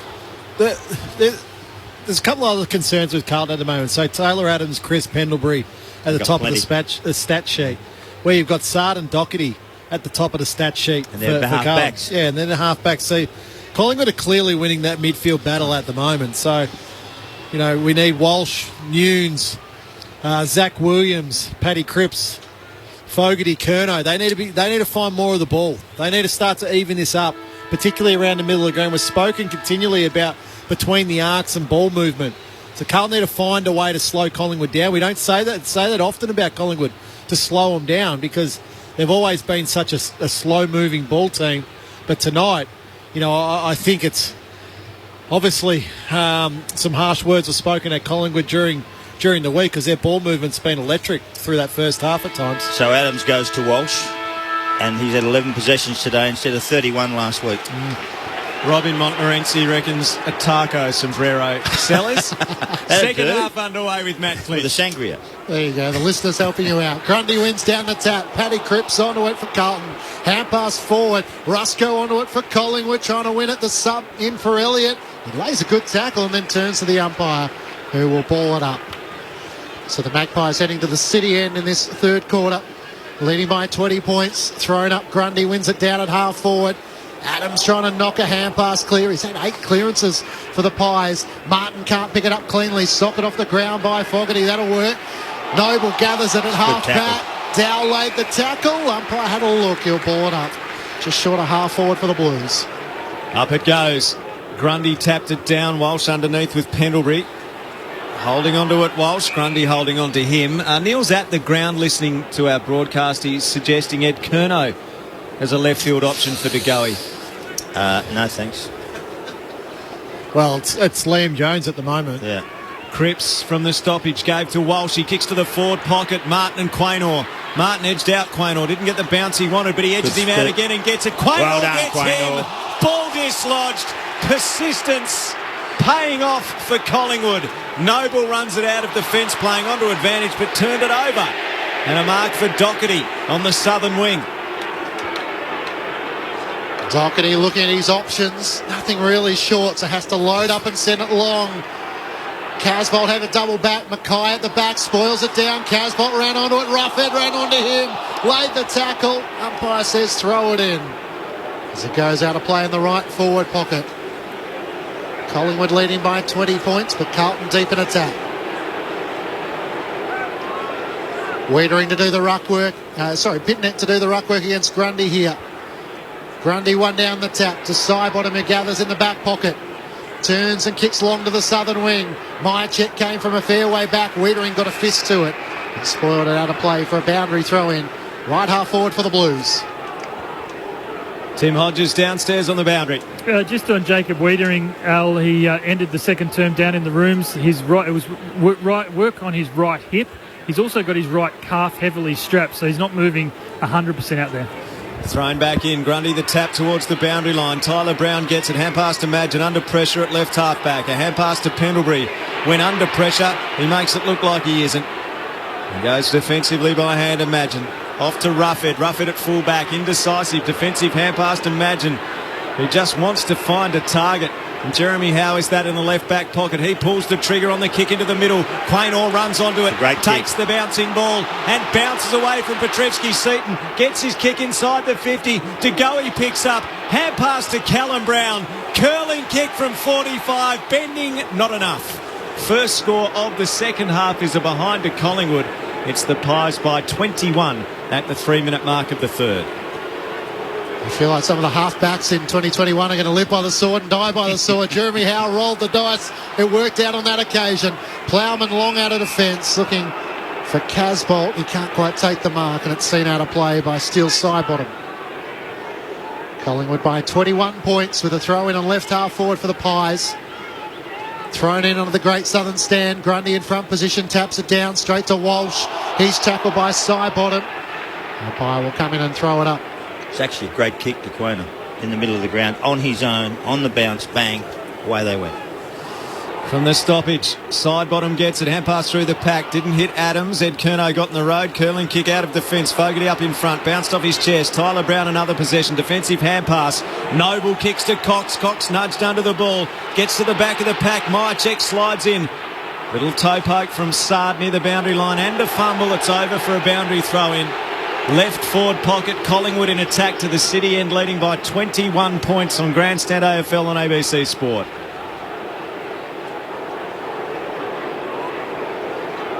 Half-time in the NRL tonight. The Storm and the Panthers locked at 6-all, thrown back in. Callum Brown gathers, Liam Jones gathers him.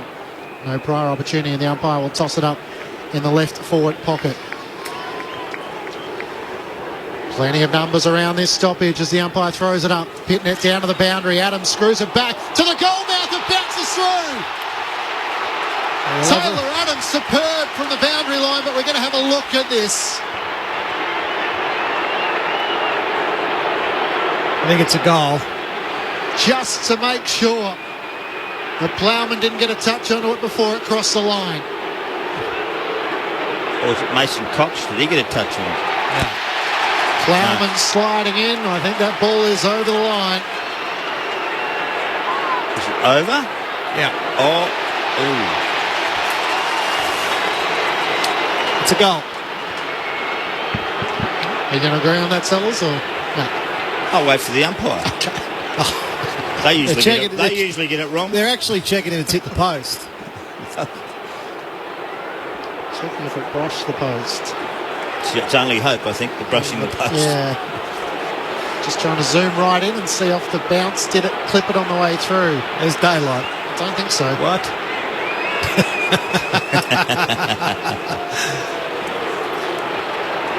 So it's a long delay as they try and just make sure it didn't brush the post. Well, they can't guarantee it's a goal.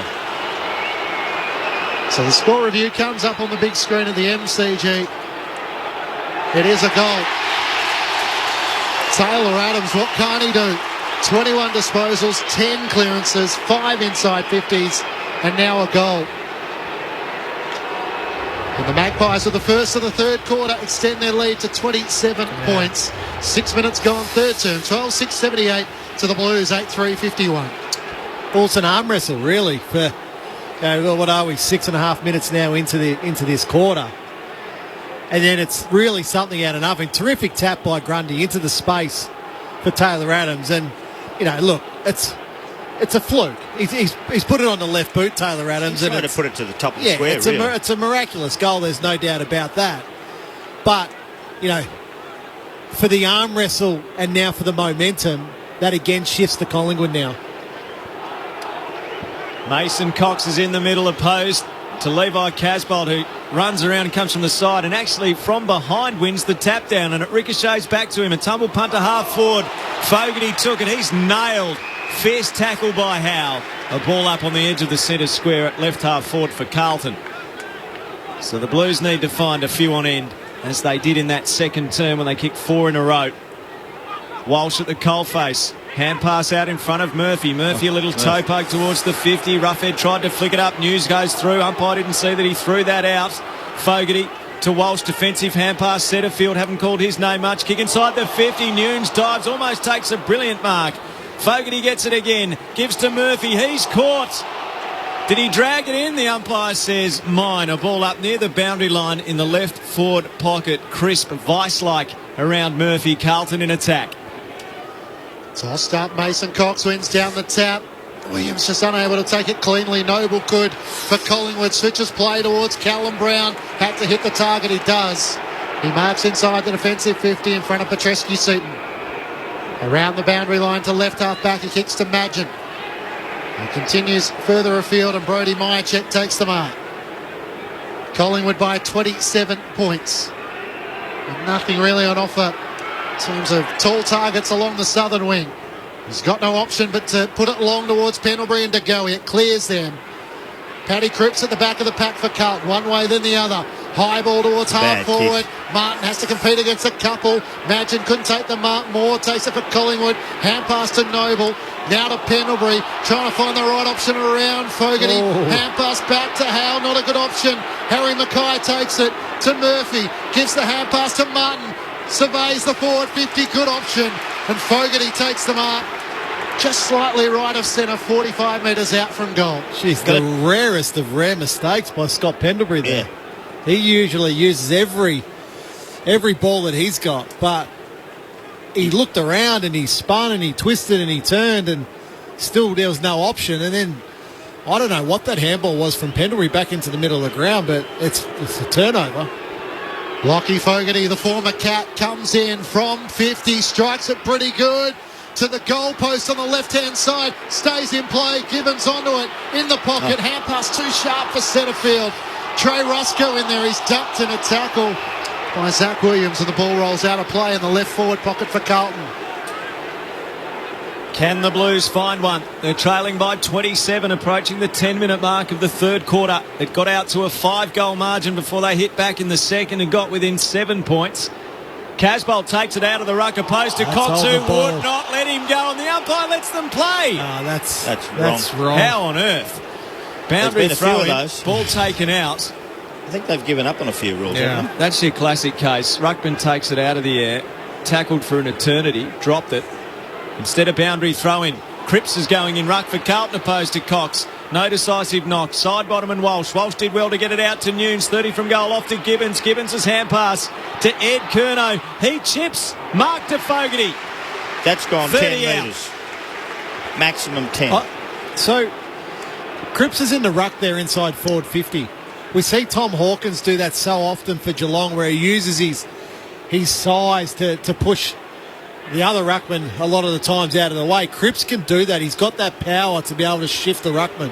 Fogarty for his first goal as a Blue. It's a critical kick for Carlton. He provides exactly what the Blues needed at the 11-minute mark of the third term. Carlton players celebrate with Lockie Fogarty. His first goal in navy blue. 12-6-78 Collingwood. Carlton 9-3-57. I like the way they shared it. They gave it to each other, and all of a sudden they didn't ping at the goal square and think, oh hell, I'm going to kick this goal from 55. Little chip pass. Fogarty's on the end of it. Starts to kick a goal. Is it his first goal for the Blues ever? Yeah. I think so. Well done to him. And they got themselves back in this game a little bit. They're only 21 points down at this stage. They've been there before. They only get a couple more goals, and the last quarter should be super. But they've got to hang on to the last quarter. We'd love to hear from you, listeners tuning in on a sailing vessel on the coast of Turkey. Great to hear the footy again. We're going internationally, sellers. Turkey. Sailing vessel. Turkey, Japan. Amsterdam. What about the AFL app? You can tune in wherever you are around the world. Tell your friends and family. Dow gets the clearance at Carlton inside the 50. It lands just short of Mackay. At the back, Madgen tackled, had it a while. Good tackle, Fogarty. Oh, yeah. Fisher pounces, snaps and goals. Great finish from Zach Fisher. And the Tom Alvin lookalike strikes truly at the 12-minute mark of the third quarter. Yes, Clinchie. I knew the mullet would be your liking, Rammer. We spoke about that last week. Needs something for Carlton to give them a spark, and the Tommy margin is cut couldn't do that. back to 15 points. Oh, it does look. He definitely does look like Tommy Alvin from the back. No doubt, just get a little ponytail going. It's great to see Harry Mackay has learnt his lesson. Now, again, he gets to that ball late, so it doesn't allow more into the marking contest. Ball hits the ground, and it's chaos. So you know, and you're making your own luck inside forward 50. When the ball's on the ground inside forward 50, it always makes any defender nervous. Great tackle by Fogarty. Kicks the goal previous, then applies the pressure, and then Fisher with the goal. 2 small forwards in a row. Yeah. Pitnet and Grundy. Grundy the tap down, releases Adams, bursts onto the ball and bangs forward for Collingwood. Myercheck in a wrestle. Wiedering knocked it to the back. Williamson paddles. He's bumped off it. Tries to pull it back in. Myercheck tries to rip it away. Rolling maul. Umpire calls for a ball up. 35 from the Collingwood goal at the City end right forward pocket. Quickly tossed up. 2 ruckmen in a tangle. Neither got a hand to it. To go is That's in the back. Plowman landed right in his back. The umpire is going to pay hold of the footy. I don't think he saw the first one. Can't believe it. And much relief to Lockie Plowman. He'll take the free kick in the left back pocket. Carlton with the last 2 goals of the match to cut the margin to 15 points. Plowman's long kick towards Grundy, who rises on the back of Pitnet. Brody's found his groove again. Inside the 50, Myercheck the target. Plowman flew over the back, brought it down. Martin with a kick to Fisher, who's sliding in down low, takes the mark for the Blues. Hand pass to Sard. Sard kicks towards the wing. Ed Curnow sandwiched between 2 pies. The kick was so precise he was able to take the mark. Ed Curnow, defensive side of the members' wing. Plays on, kicks Carlton to half forward. Mackay and Roughead. Mackay in front. Roughead the spoil towards the boundary. Fisher takes it out of play between the members and Olympic stand. Attacking side of the wing for Carlton. Collingwood by 15 points. 14-minute mark, third quarter.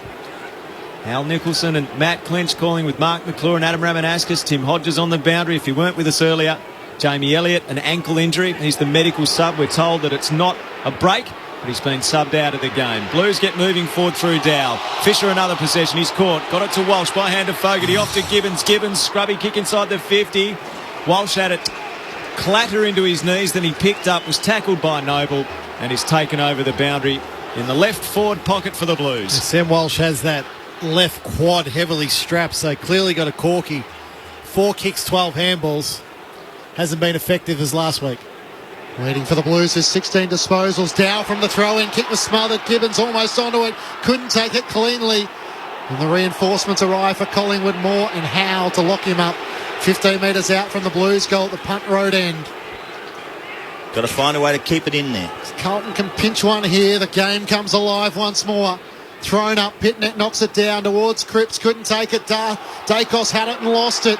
Gibbons with a kick towards Walsh on his back. He couldn't quite snap it over his head, and it's rushed through for a minor score. Collingwood's lead is 14 points at the 16-minute mark of the third term. Darcy Moore's going to bring it back in for Collingwood. He's looking to the members' side of the ground, and he sends a long drop punt. Wiedering out points Mason Cox and takes the mark in front of the taller opponent. Too agile. 70 from goal. Hand pass to Doherty. Deep entry for Carlton. Cripps is the deepest target. In a wrestle, it gets to the back, it bounces. There's a free kick for a hole. Went through for a minor score, but this will be a Collingwood free kick against the Carlton captain, Patrick Cripps. Moore's going to take it on the edge of the goal square for Collingwood. 12-6-78 the Pies. Carlton 10-4-64, 16-minute mark of the third quarter. So the 12 disposals, Paddy Cripps probably hasn't had the impact which was seen in some games in previous seasons. Oh, that Walsh. The kick to half-back from Moore is marked by Sam Walsh. Turns on his right boot. Oh, who to? Harry Mackay at the back. Got up, couldn't quite take the mark. Gibbons front and centre. He's brought down by 2. Maynard and Dacos. Pendlebury gathers for Collingwood. Hand pass out to Noble. Retreats back. Gets the hand pass to Madgen. A wobbly kick off a step towards the boundary line. And it's spoiled across the line by Sard in front of Thomas. That's good stuff by the Blues. Repeat entry after repeat entry. Keep pushing it in there. Wear them down the defence. But they're kicking to that spot just 10 metres out from the square is the wrong spot to go. Collingwood got out by 27 points at the 5-minute mark of the third. Carlton with the last 2. Pitnet punches back towards the boundary. Will have another throw in. It was Collingwood by 18 at quarter time, 20 at half time, and 14 as it stands at the moment. Carlton having a good period of 6 or 7 minutes here, though, of sustained attack. It's 60 from the Carlton goal. Grundy's tap down, taken by Pendlebury, lifts the arms, gets away from a would-be tackler. Brilliant hand pass releases Dacos, a bounce on the member's wing.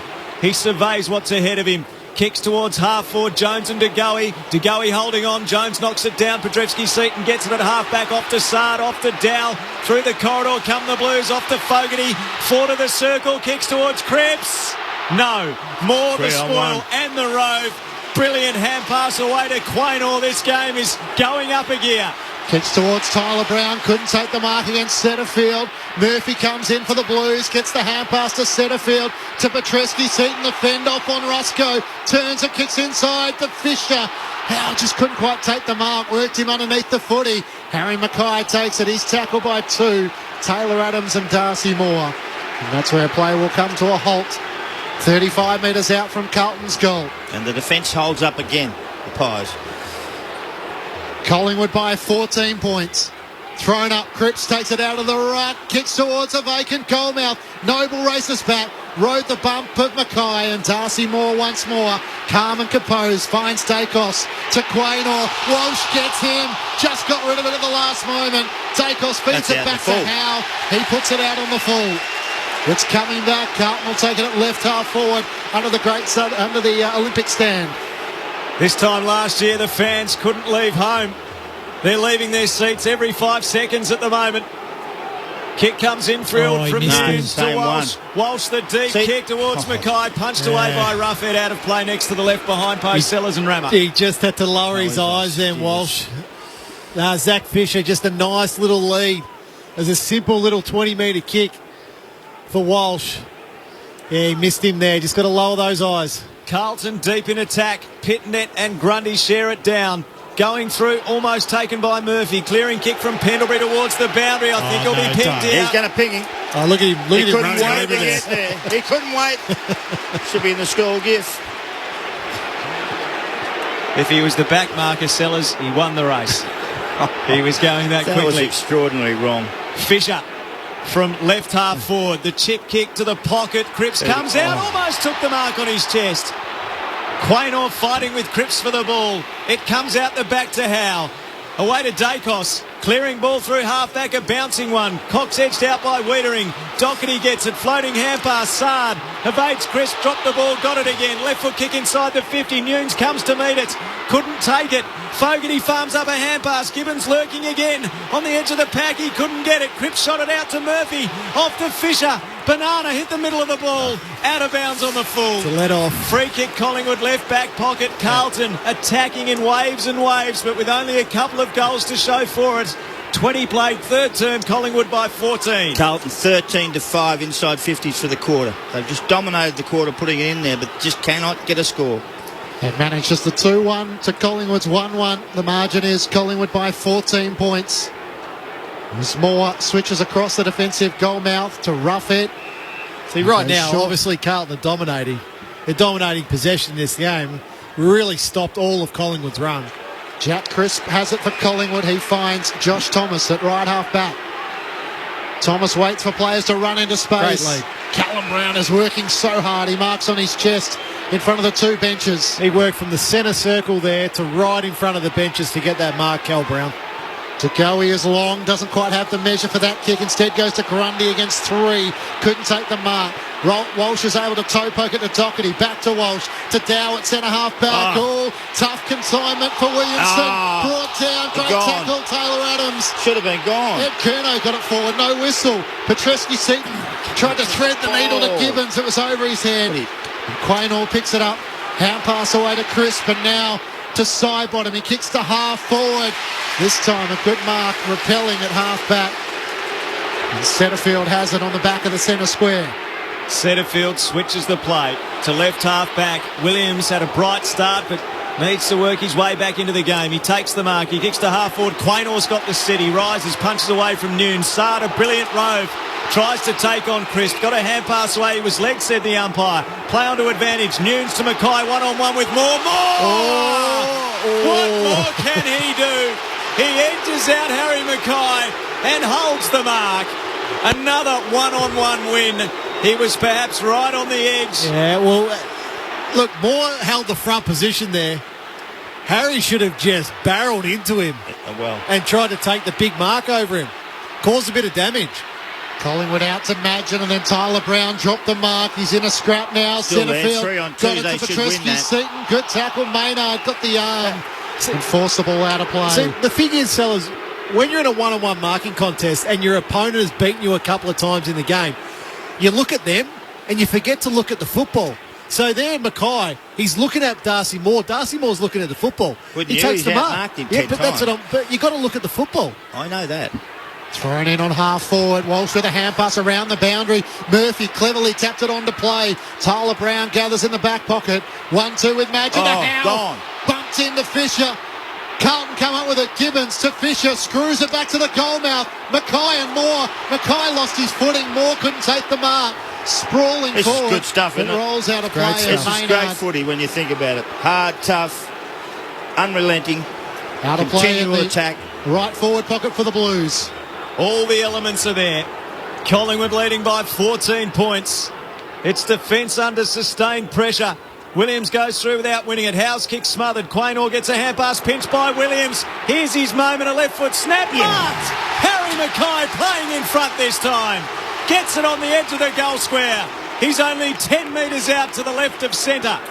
Well, he's watching the ball. He's watching the flight of the ball, sellers. He's in the right spot. Yeah. This is this is a little reward for the effort that they've put in for the last 10 minutes. He's got to kick it. Repeat. He'll kick this. He's got to kick it. Harry Mackay goes the banana and works it through. Carlton is working its way back into the game. An 8-point lead to Collingwood after the Pies had led by 27. Approaching the 11-minute mark of this term. We're now at the 24-minute mark. And Collingwood leads 12-6-78. Carlton 11-4-70. The Blues with the last 3. And Harry Mackay should be thanking every one of those smalls around the place, because seriously, they just kept pumping it back in there and pumping it back in there, and eventually they find a way. Hit Harry Mackay on the chest. Paddy Dow, Walsh, Gibbons, those sort of guys around the place have just been fantastic. Again and again, punching it back in there. And their midfield as well. Harry Mackay's on the end of it, and they're back within scoring range. 8 points of difference. 3 goals won to 1 goal won. 20 more disposals to Carlton. They've fixed up their contested possessions. They're plus 13 now, inside 50s. 15-5 this quarter. Adam Ramanauskas and Mark McClure with you on Grandstand AFL. Grundy wins down the tap. Crisp coming through. Couldn't take it cleanly for Collingwood. Williams lays the tackle, and Sires on the very bottom. Umpire to toss it up just to the right of the centre circles. Grundy and Pitnet once more.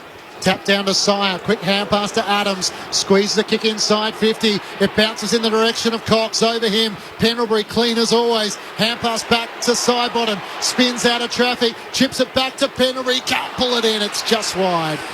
And it goes out of play just inside the 50 for Collingwood at the city end of the MCG.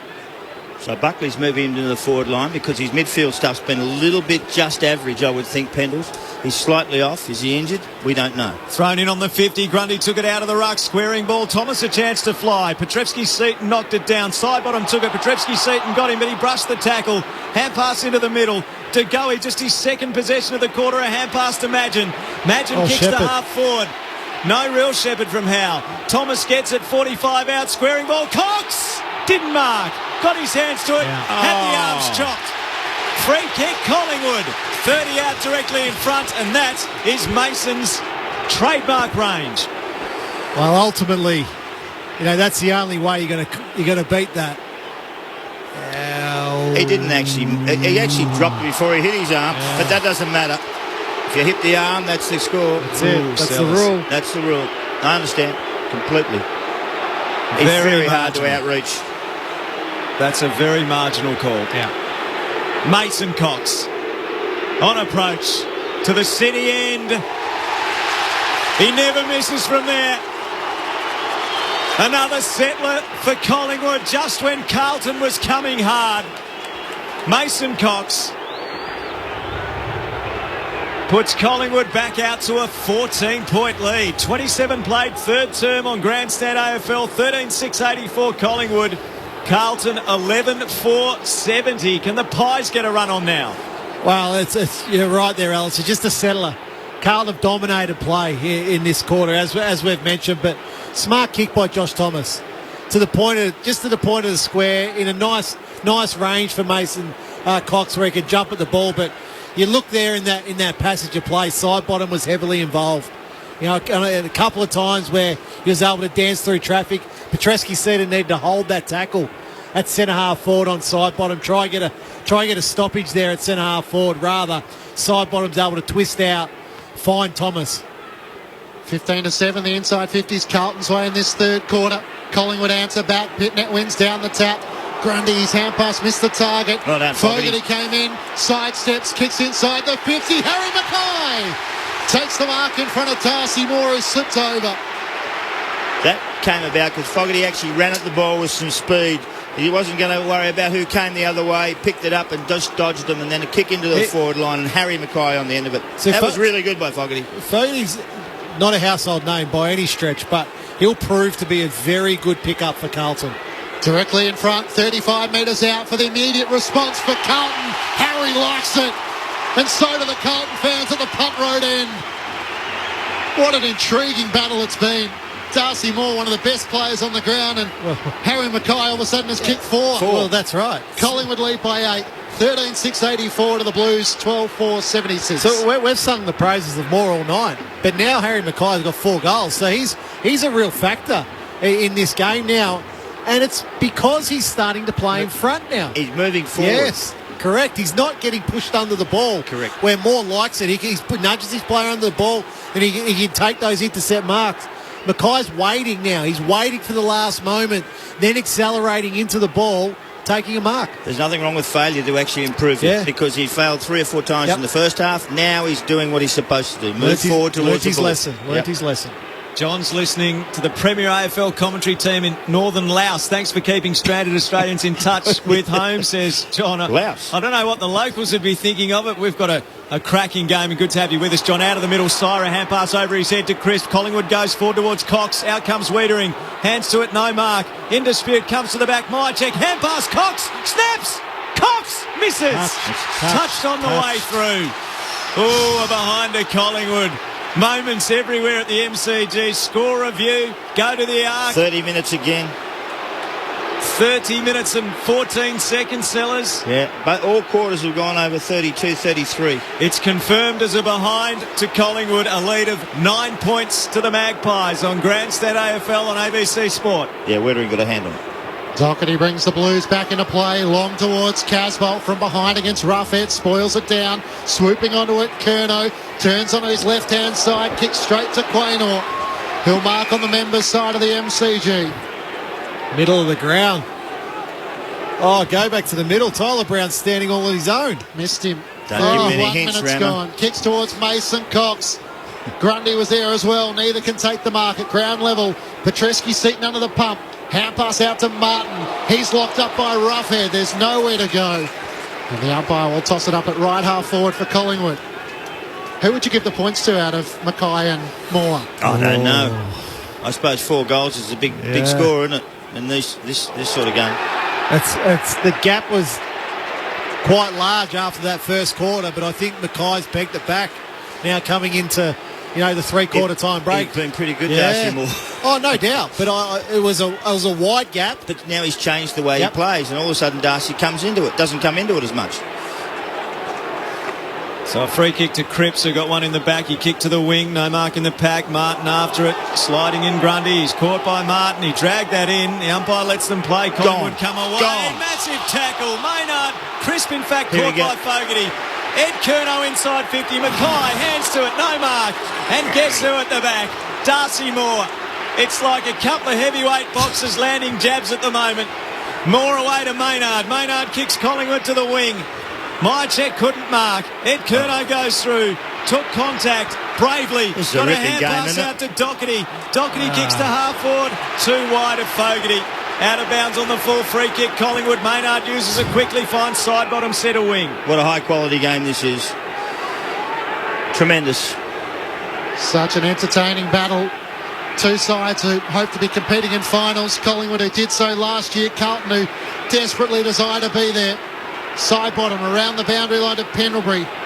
There's enough time for one more Collingwood attack if they have the intent to do so. Pendlebury kicks to the pocket, looking for Myercheck. Wiedering up is able to spoil it into the crowd. Still time, Clinchy. It's great to have a crowd there as well.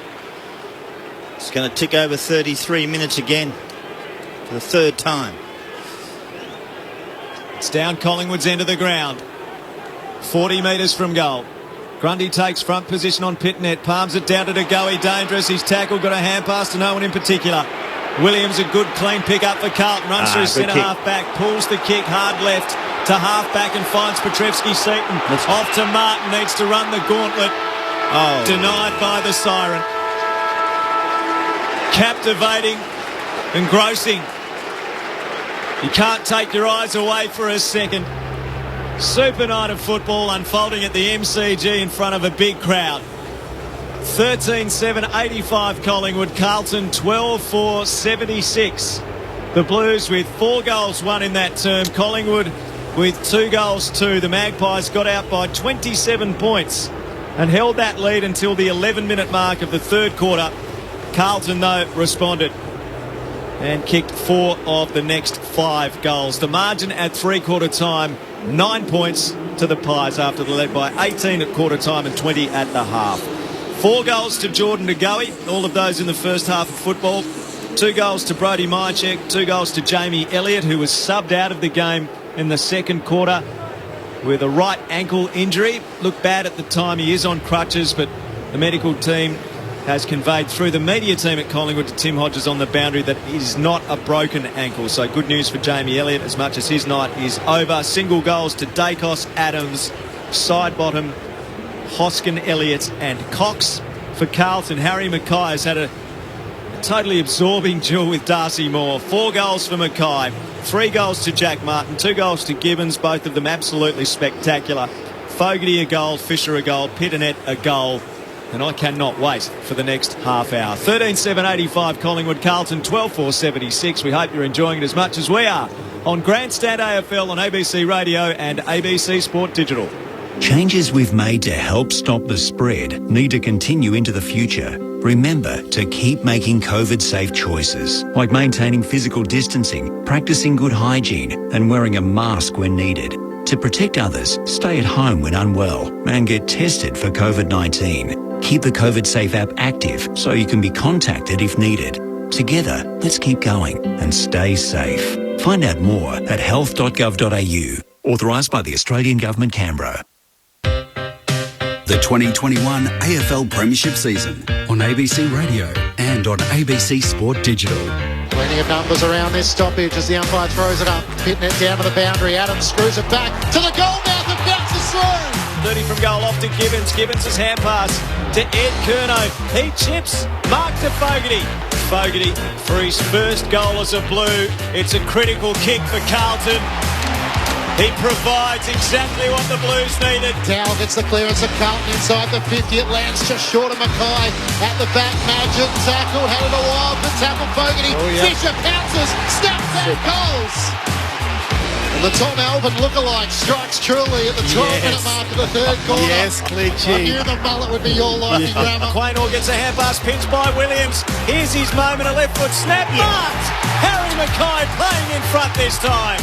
Gets it on the edge of the goal square. Harry Mackay goes the banana and works it through. Carlton is working its way back into the game. Thomas gets it 45 out, squaring ball. Cox didn't mark. Got his hands to it. Had the arms chopped. Free kick Collingwood on approach to the city end. He never misses from there. Grundy's hand pass missed the target. Well done, Fogarty came in, sidesteps, kicks inside the 50. Harry Mackay takes the mark in front of Darcy Moore, who slipped over. Directly in front, 35 metres out for the immediate response for Carlton. Harry likes it. And so do the Carlton fans at the punt road end. The 2021 AFL Premiership season on ABC Radio and on ABC Sport Digital. It's a Thursday night cracker on Grandstand AFL. 13-7-85 Collingwood. Carlton 12-4-76. The Blues trailed the game by 5 goals in the second quarter and by 27 points at one stage during the third quarter. Each time they have fought back, though, and they are right in this at the final change. In the NRL tonight, still 6 points apiece between the Melbourne Storm and the Penrith Panthers. And that is after 64 minutes of play in Sydney's West. Just a round of applause for the fans of both sides for prostate cancer. Of course, it's the Richard Pratt Cup between Carlton and Collingwood, so trying to do their bit for the community alongside putting on what's been a cracking game of footy. And look at the stands. It feels alive, doesn't it? Fabulous, doesn't it? Yeah, it'd be interesting to see what the crowd is posted at. Tim Hodges is usually pretty good with his estimations, has a bit more news in the boundary as well. No, that is a lie. He doesn't get estimations. He gets information. Get him in the quaddie. An exact number will do. Hodgie, down to you, mate. Well, the MCC said between 55 and 60,000 they were expecting. They're never wrong, but I wouldn't be surprised if it's in the low 60s. It's been just fantastic to see so many people back at the footy. Just wanted to pose a question to Rama. You were here last Thursday night. You saw in the second half when Oscar McDonald was injected into that game as the medical sub. Do you think it would be raised in the Carlton coaching box? Is there a bloke we could fire out of this game so we could get Oscar McDonald into this game for what he could bring in these last 30 minutes, which could prove game-changing? I think ideally right now, Carlton would want Levi Casbolt out of the game and then Oscar McDonald to help give some aerial support to Harry Mackay forward. So, Casbolt's been pretty quiet in this game, only the 4 possessions. He had a set shot in that first quarter and it went out in the full. So he's been mostly ineffective in this game. And McDonald would move now. He'll create space behind him for Mackay to lead into. So I think that would be Carlton's ideal situation at the moment. All right, Ramos, Sellers, what are we going to see in the next half hour here? I got no idea, but what I did see is I saw DeGoey stopped by Liam Jones. Hardly anything that quarter except for Liam Jones went to him and pulled him up. Then Darcy Moore, Mackay took over from Darcy Moore. We talked about it at half-time. Those two are the killers for the Carlton. And that quarter turned it round completely. It was amazing and it was good. And the crowd have really entered into this game. And look, both sides are a chance to win this. We don't know who. Have no idea. It's been a spectacular game. Doesn't really matter who wins. I suppose it does. But definitely does, Sellers. Might change the mood of a few supporter groups. All right then, Sellers. Collingwood are going to win. Are you happy with that? No. Well, 0-2 is a very though. difficult position to be in if you want to play in the finals.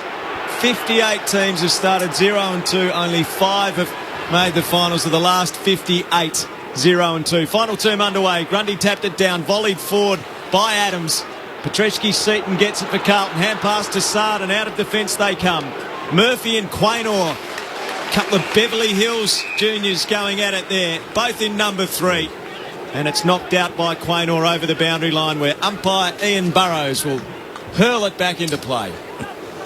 Best in the business. Well, we don't see him in the ABC office anymore because we all work from home. Does he really? He's the hardest worker going around. Gibbons, centre wing member's side, kicks to Casbolt. Quaynor coming the other direction. Did well to put him off. Murphy hand pass to Setterfield. To Walsh, feeds it back to Casbolt at the point of the centre square. That's a horrible kick. Darcy Moore got rid of Mackay, and it's an easy mark. I tell you what, he should give himself an uppercut, and he might be able to get off then. Sellers' advice, give yourself an uppercut. I'm trying to find out how many intercept possessions Darcy Moore's had. 16. You have a look, Rama. 16. He's looking for world record numbers. Plowman inside the 50, clears Mackay and also Moore. Jeremy Howes at the back to clean it up for Collingwood. Hand pass to Noble on the bounce. Has to feed it back to Howe. Hard against the boundary. Dribbles a kick around the line. It comes off Pitnet's knee. And it goes over the line for a throw-in right on the paint of 50. Yeah, Darcy Moore's had 16 intercept possessions now in this game. I think that gives him the points, doesn't it? Not yet. Okay. Well, if Mackay kicks Kicks 2 5. more, six for the game. Thrown back into play, Carlton attacking the City end. It's on their 50. Grundy a tap down. Crisp got it. He's tackled by Cripps. Gave to Grundy, off to Pendlebury. Ed Curnow comes into contest with Pendles. And the umpire will ball it up 55 metres from the Carlton goal at right half forward. 13-7-85 Collingwood. Carlton 12-4-76. A try to Melbourne Storm in the Rugby League. 67 minutes in. 10-6. Grundy against Cripps doing the ruckwear for Carlton. Walsh seemed to be taken high, no whistle. Cripps has another go. The hand pass of the run of Sard. Brown trying to drag him down at the last moment. Did enough to put him off his kick. And Roughhead takes the mark for Collingwood in front of Levi Casbolt. Goes straight down the middle. Maynard had to wait a while. Plowman almost got there to spoil. Now Maynard under the pump as he's ridden into the turf by Williams. Not once but twice. Smart. Pendlebury so clever with his toe poke. Opens up the middle of the ground. Degoe onto it. Hand pass into space. Side bottom runs onto it. Back to Degoe. Kicks to the lead of Trusco. Not paid. Yes, it is. That's a mark. That was a mark. Yeah, Trey no doubt. Rusco had it long enough in the eyes of the umpire. That was terrific by Pendlebury. Just a clever. little toe poke there at centre half back. They saw both side bottom and Degoe in the clear. And that just set it up. They were able to wax a little bit through the middle of the ground, Pendlebury and Degoe, and then Degoe smart enough to hit Rusco on the chest. Collingwood by 9 points, a chance for the first of the final term. Trey Rusco directly in front, 40 metres from goal, comes in, lights it off the boot. The sub having an impact. With Jamie Elliott off the ground, having kicked 2 goals in the first quarter. Collingwood's lead is now 15 points. 14-7-91 to Carlton 12-4-76. 4 minutes gone, final term. Critically, Collingwood has kicked the first goal of every quarter in this game.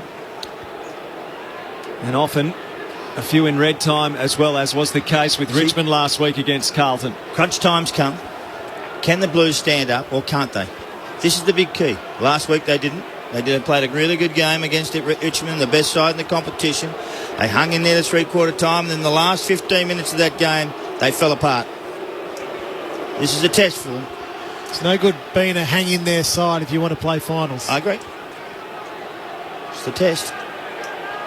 The Blues need to find something. Pitnet knocked it down. Cripps gets a tackle by Pendlebury. Hand pass away to Ed Curnow. Looping ball for Walsh. Walsh needs to dispose of it. Ran into Brown. Callum Brown. Got a hand pass away to Sard. Sard's kick inside the 50. Quaynor intercepts. He's got it at left half back for Collingwood. Comes to the wing. A ball that bounces obligingly for Callum Brown. His squaring ball over Grundy's head. Wiedering there. Myercheck there. Doherty coming the other way. Myercheck might have got one in the back here as Doherty was breaking, pushing the back against Jacob Wiedering. And Myercheck a chance to kick Collingwood forward again. Too late. Mason Cox on the lead. He lost Plowman, who's given up on the chase, and Mason overran the foot. He got underneath it and allowed Plowman to gather and kick to Doherty. You wouldn't believe it if you didn't see it. Kick short to Mark Murphy, around the boundary line to Martin. Come on, come towards the ball. Someone. Not a lot of movement. Martin has to push right back behind his mark. He's called to play on. Maynard comes at him. So Martin just puts a high direction towards Casbolt and Mackay. Howe was coming from a long way back. Rammel was right onto him. Didn't take the mark, but he does end up with a footy at the front position. Hand pass to Degoe. Now to Pendlebury. At the back edge of the centre square, looking for options. Goes to Mason Cox. This time it's 6. Back to Pendlebury. He started it. Takes the bounce. Now a second. Gets to 40. The Collingwood captain can't finish. It's the post. It's the post. Maybe just running out of petrol as he got within 40. Collingwood's lead is 16 points at the 6-minute mark of the final term. In 2 weeks' time, Jeremy Howe will take Mark of the Year. Yep. Because that had Jeremy Howe screamer written all over it, but he chose to spoil. Haven't seen enough of that of late. Wiedering goes down the middle of the MCG. In front, superb Mark Crisp opposed to 2 Blues. Jack Crisp on the edge of the square. Collingwood looking like winners at the moment. Crisp kicks inside the 50. Rusco there with Jones. Back comes Wiedering, gets a fist to the ball. Crashing in Myercheck. Taken by Jones. Comes to Cox. His high ball to the top of the goal square. Martin back with a flight for Carlton. Marks on the last line and kicks to the right back pocket. Petrevski-Seaton's away.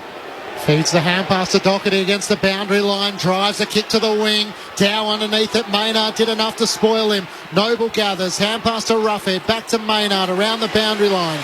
Sire takes the mark on his chest.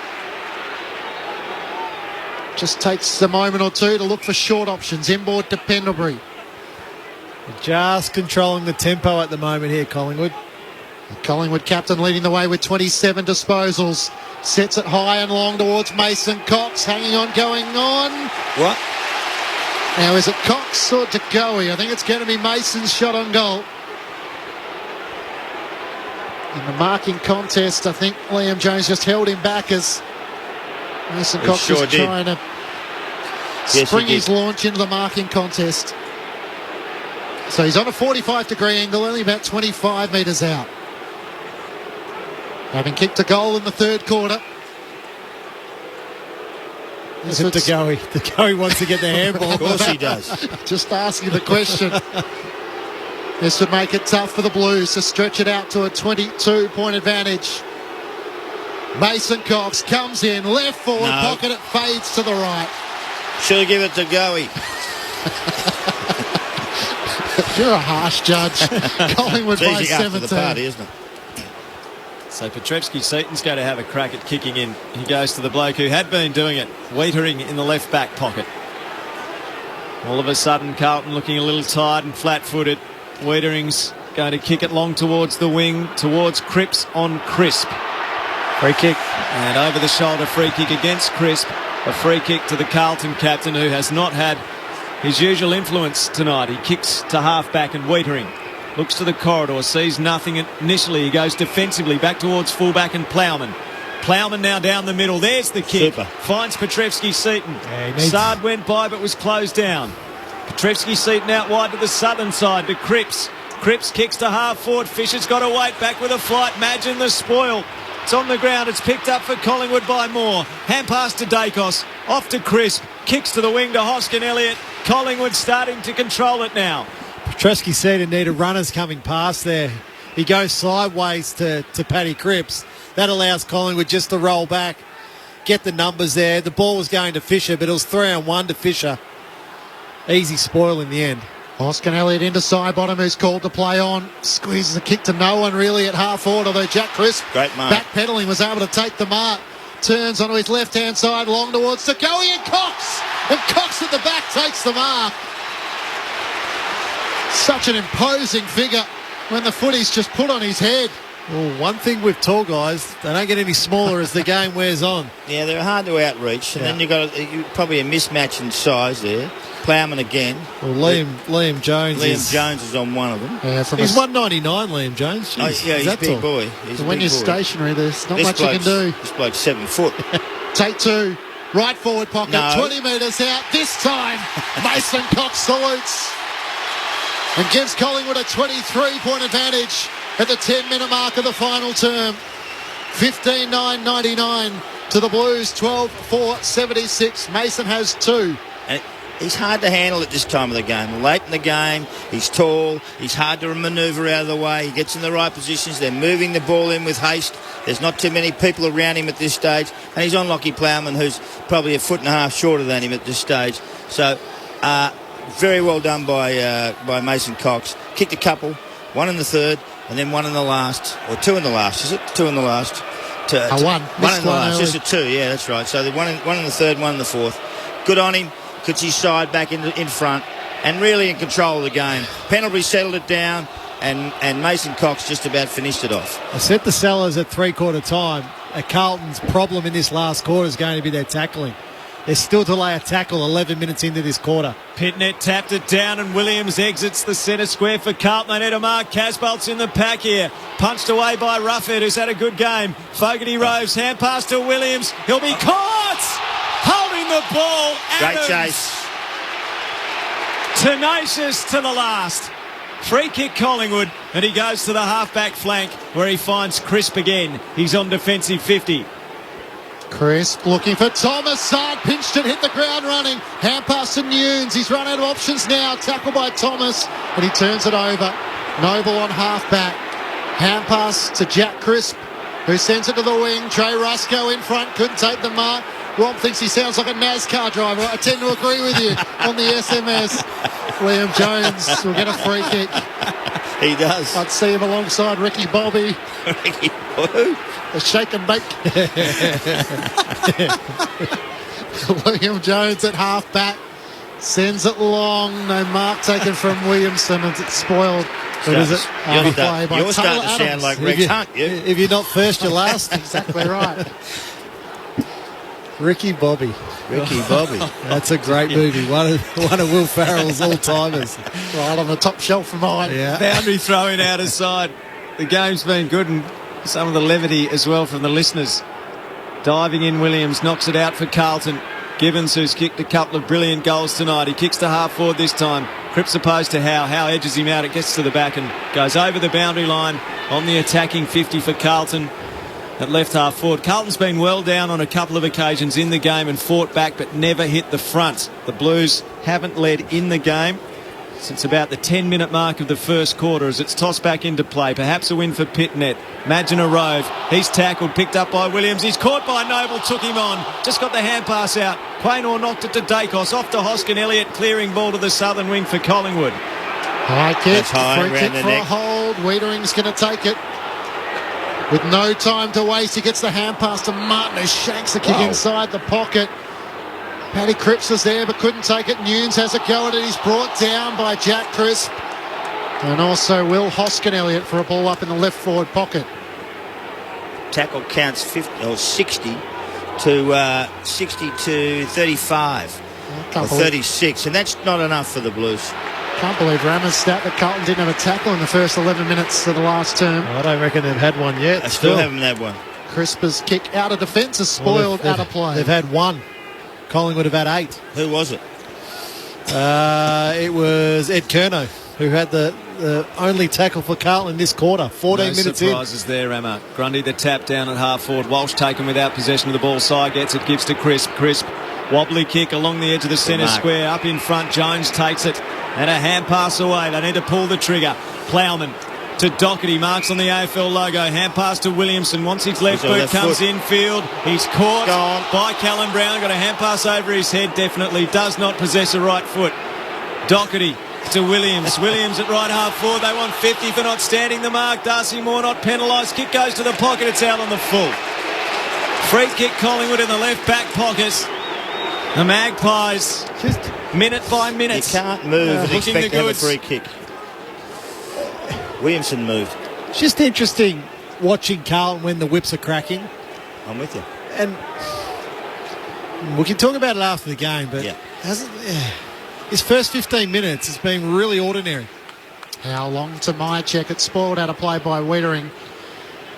But they lose. It looks like they've lost their system. They've lost their dare, their dash. Look, albeit Collingwood are playing very well in this quarter. They're controlling the tempo, but Carlton, Martin knocks it forward for the Blues. Is that incorrect disposal? Tyler Brown had a long time. He was spun the full 360. He's kicked to Sidebottom. I don't get it. Through his fingertips and goes out of play. You can take that one out of the rule book. I'm sort of with you, Rammer. Holding the ball. Carlton looking to go to that next level and be a finals team. You're just looking for the system as much as the talent, which they've clearly got plenty of.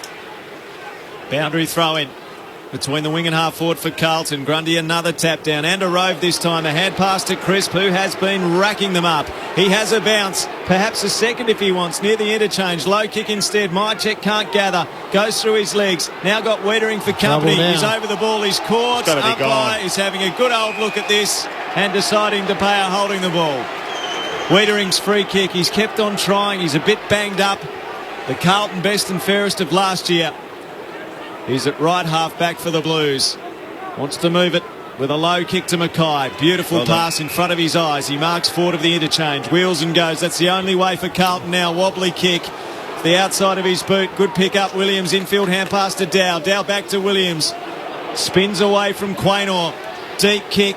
Cripps has a chance here to mark in the pack. Mackay back with a flight. Crashed it. Didn't take it. Howe gets it for Collingwood. Hand pass away to Madgen. Madgen over the top to Crisp at half-back. Crisp has time to have a bounce. We've called that a bit in the last 5 or 6 minutes. His kick inboard is risky. It missed side bottom. Curnow gathers, squeeze the kick towards Fisher. Can he run onto it at 50? Gibbons just points to the goals. Fisher with a hand pass to Cripps to Gibbons, set him up. Been smashed. And in the back in the end.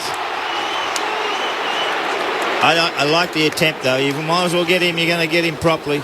Crisp right in the back of Gibbons, so it sets up a shot on goal pretty much directly in front, 40 metres out. Gibbons, who kicked a couple of unbelievable goals in the first and second quarter, will now need to deliver the set shot to try and keep Carlton with a pulse here. He'll start right in the middle of the centre square. Mason Cox on the mark just to make sure he clears the journey. Gibbons starts his approach. Crosses 50. Strikes it pretty well. Finishes it superbly. Can the Blues find a kick one more time? Collingwood's lead is cut back to 17. The Pies 15-9-99 to Carlton 13-4-82. 17 and a half minutes gone. Final term. Gibbons has 3. There's still time, Sellers. Oh, sure is. There's still time. There's, over 7 minutes, over 7.5 minutes of actual playing time. So quarters have obviously gone very long, all over 30 minutes. So, that's at least potentially another 13 minutes of time here, Sellers. If they're good enough. They need to get one out of the centre of the ground here quickly. Yeah. Need a quick one here. And then the heat comes on. Yeah. See what happens. And you look at that. You look in that second quarter, they kicked 4 on the trot. You look in the third quarter, they kicked 3 in a row. Can they find that again? Can they find their period of dominance in this quarter now? Who's it going to be for the Blues? There's 12 minutes to go. Long time. Carlton has been 0-2 in the opening couple of rounds for the last 8 seasons. Can they do something about it? Casbolt out of the middle. Walsh tries to run onto it. Adams there with him. Side bottom picks up Fogarty. Got him. Defensive hand pass. Madgen needs to clean it up. Had a fumble. Side bottom White. His hand Everyone's pass. fumbling. Adams had a fumble. Curnow picked up. Brushed Adams. Kicks inside the 50. Gibbons dangerous again. Back of the pack. Socket. Wobbling. Rolling. Oh, it's the leg break instead of the wrong end, and it goes through for a minus score. Carlton trailing by 16, 19-minute mark of the last. Just don't give them an easy one. Maynard to bring Collingwood in, runs his full measure, kicks along to the southern wing. Hoskin Elliott in from the side. Nunes spoils it down. Fisher trying to tap it to his own advantage. Noble in from the side. Taken high by Petrescu-Seaton. Collingwood will take it at right half back. John Noble, of course, the son of North Melbourne coach David. He kicks towards Pendlebury on the wing, can't take the mark. Thomas crumbs it beautifully. Hand pass to Hoskin Elliott. Away to side bottom at right half forward. Kicks inside the 50. Myercheck up, lost it at his fingertips. Jones gathers. He's brought down by Myercheck. Has to knock it clear. Mason Cox falls over. De Goey somehow pinches it. He turns the full arc, squares the ball to Grundy, up with one arm, couldn't take it. Running onto it, Crisp. He's got an arm pinned by Williams. No whistle. Umpire looks going on? Fogarty with the hand pass to Curnow, and Carlton are out of defence. Gotta go quick. As Gibbons has it. The full gamut of emotions being expressed tonight in the box and out on the ground and in the stands as well. Gibbons to Mackay. Mackay to Dow. Dow managed to mark. He's got Fisher over the top if he's quick. He's not quick. He's got it 50 from goal. Nunes a deep target. Fisher goes to him. Nunes can't mark. Back of the pack. Noble escorts it through. A rush behind.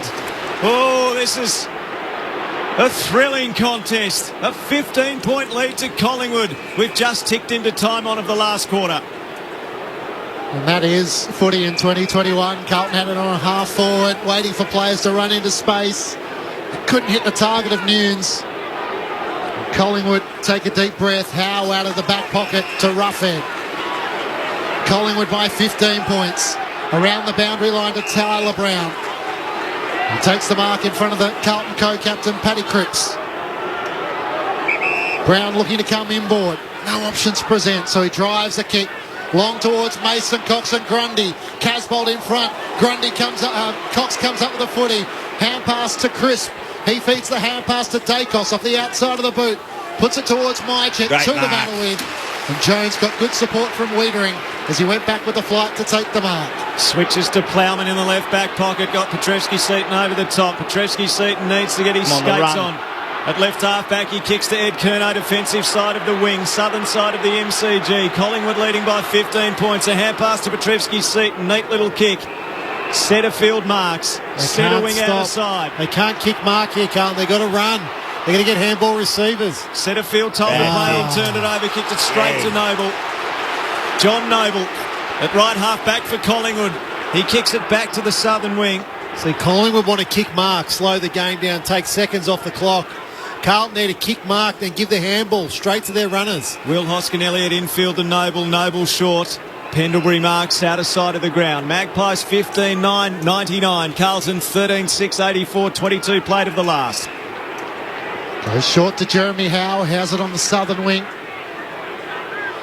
They're happy to do this non-stop. Little chip pass here. Blues got to be ready for that. Poked it over the top to Thomas. This is what Collingwood have done so well. Control possession. Hit targets. Short now to Pendlebury.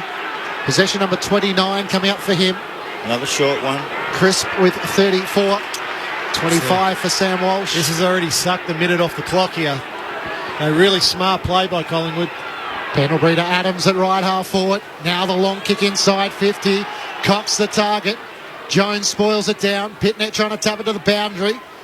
Crisp kept it alive. Thomas squeezes the kick forward. It comes to Cox to Goey for number 5. He snaps and misses. Across the face of the left-hand side. The Collingwood fans at the punt road end liked it. It wasn't to be. The Pies by 16 points. 4 goals, 3 Jordan Ngoe. That's his first score of the second half. Doherty, as long as he possibly can. Ben Graham kind of territory into the middle of the ground. Moore the punch. There's a free kick in the marking contest. Carlton want to play on, but it's not their ball. It's Moore's ball. Crowd posted at 51,723. Looked like more than that tonight. Moore kicks across towards the members' wing. Time running out for Carlton. Madgen kicks to half forward. Crisp is there. Doherty there. Doherty slaps it away to the advantage of Walsh. Inside hand pass to Doherty. Off to Casbolt. Back to Doherty. Quaynor coming the other way. Attack the footy. Did well. Hand pass. Pendlebury runs towards the 50. Kick to the pocket. Exquisite. Hard on the boundary. Myercheck takes the mark. He's 30 from goal. Scott Pendlebury within millimetres of the boundary. Found his target. And Myercheck with a chance to seal the game for Collingwood. 2 tonight for Brodie Myercheck. To the punt road end. Spins the ball in his hands. Comes infield. Snaps. Curls. And kills off Carlton. 3 goals for Myercheck. The Magpies tested, but take him down, Carlton. 16-10, 106 to 13-6, 84. On Grandstand AFL and ABC Sport, we've ticked up to 25 played of the last. Well played, Pies. Their last 10 minutes have been spectacular. If you want to kill off a side, just control the ball. Short passes around the ground. Pendlebury's had probably 5 or 6 possessions in that area as well. He's just a smart player when the heat's on. 7 for the quarter, Sellers. 7 for the quarter. So he's a very clever player to have in your side. Just slow them down, slow the tempo down. The Blues want to go quick, they want to go slow. And all of a sudden they work it down. There's no better hands to put it in than Myercheck. Myercheck's a really good player. Came from the VFA, Port Melbourne, and now is a star at Collingwood. He certainly is. Grundy wins down the tap for Collingwood. Adams with another soccer off the ground. Can't get the clearance. Walsh still trying hard. Tackled by Adams, who then dives on the footy. Crisp tries to knock it out for Collingwood. Grundy's little topo can't clear the congestion. Sard at the back of the centre circles. Up and under kick and then punches it forward. Gains 10 metres. Nunes onto it. Hand pass to Walsh. To Murphy on 50. Almost run down by Tyler Brown. Shot on goal is out to the right. And Darcy Moore sees it through for a minor score. 21 points, Collingwood's lead at the 26-minute mark of the final term. 1 goal 3 for the quarter they've kicked. 1 goal 3. Maynard on kick-in duties. Runs through the left back pocket, goes towards Grundy at half back. Front position on Pitnet, brings it to ground level. There's a holding on free kick. Advantage almost paid to Collingwood as Quaynor looked to break. So that's smart. He was his second year player, I think, Quaynor. Yep. And presence of mind there just to stop. Like a lot of the other young kids, ball in hand, I want a possession, but just realise the situation in the game. Terrible kick. Grundy almost turned it over. Setterfield had it go through his fingertips out of play. Boundary throw in. Carlton's attacking side of the members. And that sound we haven't heard for over a year, the Collingwood chant going up around the MCG. Williams near the boundary, rows it for Carlton. Kick to half forward, Quaynor at the back again.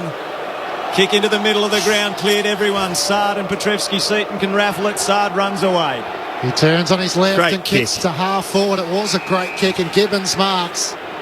Turns and Casbolt's backpedaling in the pocket. Goes more direct than that. Mackay against two. Couldn't take the mark. Murphy front and centre. Dacos cannon into. Roughhead gathers. Hand pass to Tyler Brown. Back to Maynard. To Jack Crisp, who's just kept getting the footy all night. Possession 36. As he kicks towards Mychet, Wiedering flies in front and spoils it out of play. It's 36 for the game. It's 14 for the quarter, Clinchy, for Crisp. 11 kicks, 3 handballs, 7 contested, 2 inside 50s, 350 metres gained in this quarter alone by Crisp. Walsh roves it off the ruck. Contest gave to Cripps. Cripps to Williams. Williams inside 50. Kick. Moore. Nudged under it by Casbolt illegally. Darcy Moore. What a start to the season he's had for Collingwood. Be with us in the grandstand commentary box throughout the year as well. Switch of play to the back pocket to Quaynor. He comes out to right half back and Hoskin Elliott's. The team that lost tonight was going to have a tough road to try and be part of September. That team is not Collingwood. In a spectacle, the type of football that we all love to see, Collingwood overcomes Carlton by 21 points. And the storied history between these two, the Magpies go to the good on the ledger. The Magpies' name. See the barricades are shouting as all barricades show. Ships a cakewalk for the good old Collingwood. It really was a brilliant game of football to watch. Fast, aggressive, ball pinged from one end of the ground to the other. There were key forwards having good moments. There were key defenders marking. There were one-on-one contests. It was a return to the footy of years gone by. Collingwood winners over Carlton, 16-10-106 to 13-7-85 in front of 51,723. Good old Collingwood forever. They know how to play the game. Side by side they stick together to uphold the Magpies' name. See the barricades are shouting as all barricades show. Oh, the premiership's a cakewalk for the good old Collingwood. The Magpies led at every change, 18 at quarter time, 20 at the half, 9 at three-quarter time. Collingwood wins by 21 points, 16-10-106 to 13-7-85. Jordan De Goey kicked 4 goals for Collingwood, all of them in the first half tonight. His 100th game. Brody Mychet kicked 3. 2 goals to Jamie Elliott, who was a medical sub in the second term with an ankle injury. 2 goals also to Mason Cox. Singles to Dacos, Adams, side bottom Hoskin Elliott's and Rusco, who came onto the ground with the injury to Elliott's. For Carlton, Harry Mackay had a fascinating duel with Darcy Moore tonight. Mackay finished with 4 goals, 3 goals to Jack Martin, 3 goals to Michael Gibbons. You must find a replay of a couple of those goals that Gibbons kicked tonight. The first 2 were absolutely spectacular. Single goals to Fogarty, Fisher and Pitnet for the Blues, who kicked his first goal in AFL football. So the players are out on the ground. Collingwood celebrating its first victory of the season. The players mingle for their handshakes. 16-10-106 Collingwood, Carlton 13-7-85. We'll bring you the Collingwood song tonight. We'll get an interview as well at ground level with one of the Collingwood players. There's a fair bit to dissect. The performance of Collingwood, the performance of Carlton tonight more broadly, the game and the way it was played. Mark McClure and Adam Ramanauskas. Let's start with the Magpies, who posted their first win of the year. I thought they were fantastic. They were fabulous early. They really got into the game well. Darcy Moore and we talked about De Goey. They just dominated the game in the first half. Second half they went out of the game a little bit, and you can get to the merit of McKay and also to Liam Jones, who worked on De Goey as well and changed that scenario completely. But didn't matter to them. They had other players who come in. Crisp comes in. Darcy, Scott Pendlebury picks up his game after half-time. All of a sudden, he dominates the second half almost, Scott Pendlebury, with ball control and speed of travel of the ball, holding the ball. Where are we going to do now? Where are we going next? And mesmerises the opposition. The big question for me is, can Carlton handle the crunch time? The time when you are supposed to take control of this game? And do they have a clue how to do it? Is one of the things that worries me about it. Who's the leader in this area? Who runs the show? What do you do? Do you slow it down? Do you rush it? I think they tried to rush it and push it and shove it. And their handball for mine to a person was always a little high and slow, which makes it easier for the opposition to tackle and chase. I find that was really poor in that area. Crunch time for them is not working. Crunch time for them needs to be improved. They need to work out what they can actually do in that area. They got enough talent to win games, no doubt about that. Sard comes in, Williams comes in, Walsh is tremendous. Paddy Cripps didn't have a great night tonight, but we know that he's a star. Doherty's a good player. Yep, sorry. We're going to go down to ground level, Sellers. Sure. Interestingly, the Carlton players have, I think this is an oversight, but the Carlton players have left the field before the presentation of the Richard Pratt Cup. It's the 12th Richard Pratt Cup, the clash that raises awareness for prostate cancer. So let's go down to ground level and take in the presentation here. We should be able to hear from Scott Pendlebury hopefully as well. 2021 Richard Pratt Cup to Scott Pendlebury and Collingwood.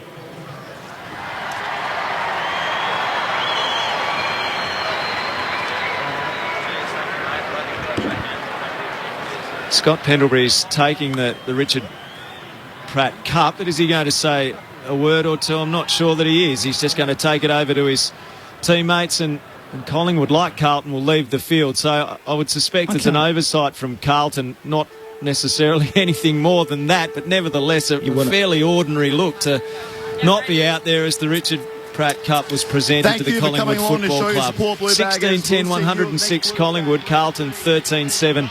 85. Sorry to interrupt you there. No, that's not a problem. But they don't know how to actually finish a game, and that's the problem with them. They don't know whether they should go really quickly or they should go slowly, or what they should do and how they should control the ball. But sometimes they try and rush it and they do all those things. It happened again last week, the same thing.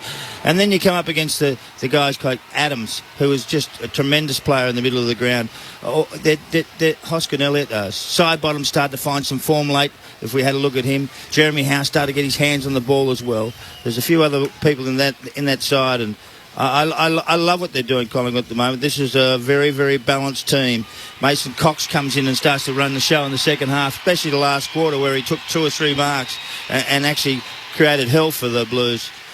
Carlton kicked 1 goal 3 in the last quarter when they need to kick a score. That for me is an issue and a problem going forward. I'm not certain they got the right balance, especially down back. Their defence is not really strong enough to hold the big boys. Rammer. It looks tall. It does look tall, but it also looks small when you have De Goey pushing around with some of those guys. This is what I'm getting at. Like, obviously Jones and Wiedering are very good defenders. Yeah, absolutely. But now Plowman's expected then to play on that sort of medium forward, where he probably likes to play a little bit taller. Well, he played on Mason Cox. That was a lot taller in the last quarter, and that's where he took marks again. So De Goey kicked 4 on him, and then Mason Cox kicks 1 or 2 on him. So where do you go with him? It was the response Nathan Buckley would have wanted, though, wasn't it? After last week against the Bulldogs, everyone wondering, where does Collingwood sit? Was that an aberration, or is with a couple of players like Stevenson and Treloar leaving, is that where Collingwood's at? And tonight with 16 goals, they showed that at their best they're still up there. See, with Stevenson and Treloar going, they lose some of their speed. There's no doubt about that. But the criticism of Collingwood last week was their ball movement. Well, and it was very difficult for them to get their hands on the ball last week. The Bulldogs dominated possession. But tonight, there was a clear change in the speed of their ball movement. You look when Moore and Howe and those guys were getting their intercept marks, they were gone straight away. Sure. The ball was into the middle of the ground before you knew it, and that allowed then the speed of movement. The first half, Collingwood's forward line looked unbelievable. DeGoey was on fire. Jamie Elliott, before his injury, was on fire. Myercheck was a real handful, obviously, for the Carlton defenders. So that looked terrific. Carlton then hit back, obviously, in that third quarter, 4-2, and we're sitting there going, okay, we've got a game on our hands here. It's quite. It was 11 points 9 points at 3-quarter time. Then you're looking, okay, who's standing up now? Who's standing up in this last quarter? You look at Collingwood, Chris, 14 possessions, massive last quarter. Jeremy Howe, massive last quarter, 8 possessions, 4 intercepts. Pendlebury, 7 possessions. Terrific last quarter. Their leaders stood up.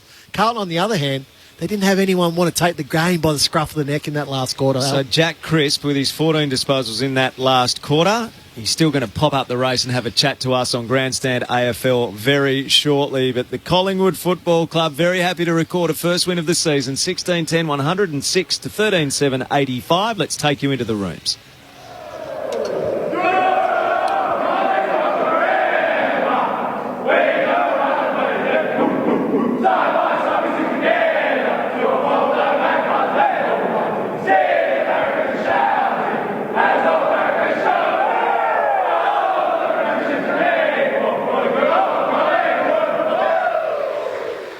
Magpies over Carlton by 21 points in the end. So now Collingwood 128 wins, Carlton 127, 4 draws in their 259 games played dating back to 1897. It's an extraordinary record.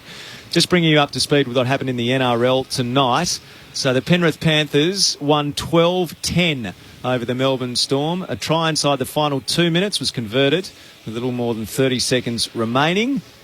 And Penrith got over the line against the Storm, who had a last-second try disallowed after the video ref agreed with the on-field call that Justin Olam's attempt was held up and not grounded over the line. So the Storm, a consecutive defeat, or a second consecutive defeat for the Melbourne Storm after they won their opening game. Let's go down to Tim Hodges on the boundary. Hodgie. Well, Jack Crisp, thank you very much. You've just sung the song and come up to join us at the top of the race. 36 possessions, the most on the ground. You must be very satisfied with your own performance, but for the team to get the 4 points, what sort of relief is that for everyone after the week you've lived? Yeah, obviously it's very good. We knew both teams coming in 0-1, obviously a tough way to start the season. We needed to bounce back, and we felt like we were able to do that. It was a fast-paced game, but yeah, they definitely put the pressure on a few times, and just our back six has been incredible. Both games so far been held up like that. I'm sure the boys upstairs will ask you, but the fast-paced nature of the game, it was awesome to watch. Do you get a sense out there while it's happening that this is a damn good game of footy and it's being played at a breakneck speed? Yeah, well, obviously the crowd really helps. They're great to have back when they're roaring over every possession, but you can just tell, one team gets an overlap handball, then all of a sudden it becomes a transition game, and then that makes those big plays with the big spoils, the big tackles, so much more. Just makes it so much more awesome to be a part of, and then you can see how important it is in this game now. It's awesome to have Jack at the top of the race for us. I'll send you upstairs Adam Ramanauskas and Mark McClure. Hey Jack, well done and congratulations. I thought the game was fantastic, but your last quarter was well controlled, and and penalty was really the orchestrator of that, and yourself as well.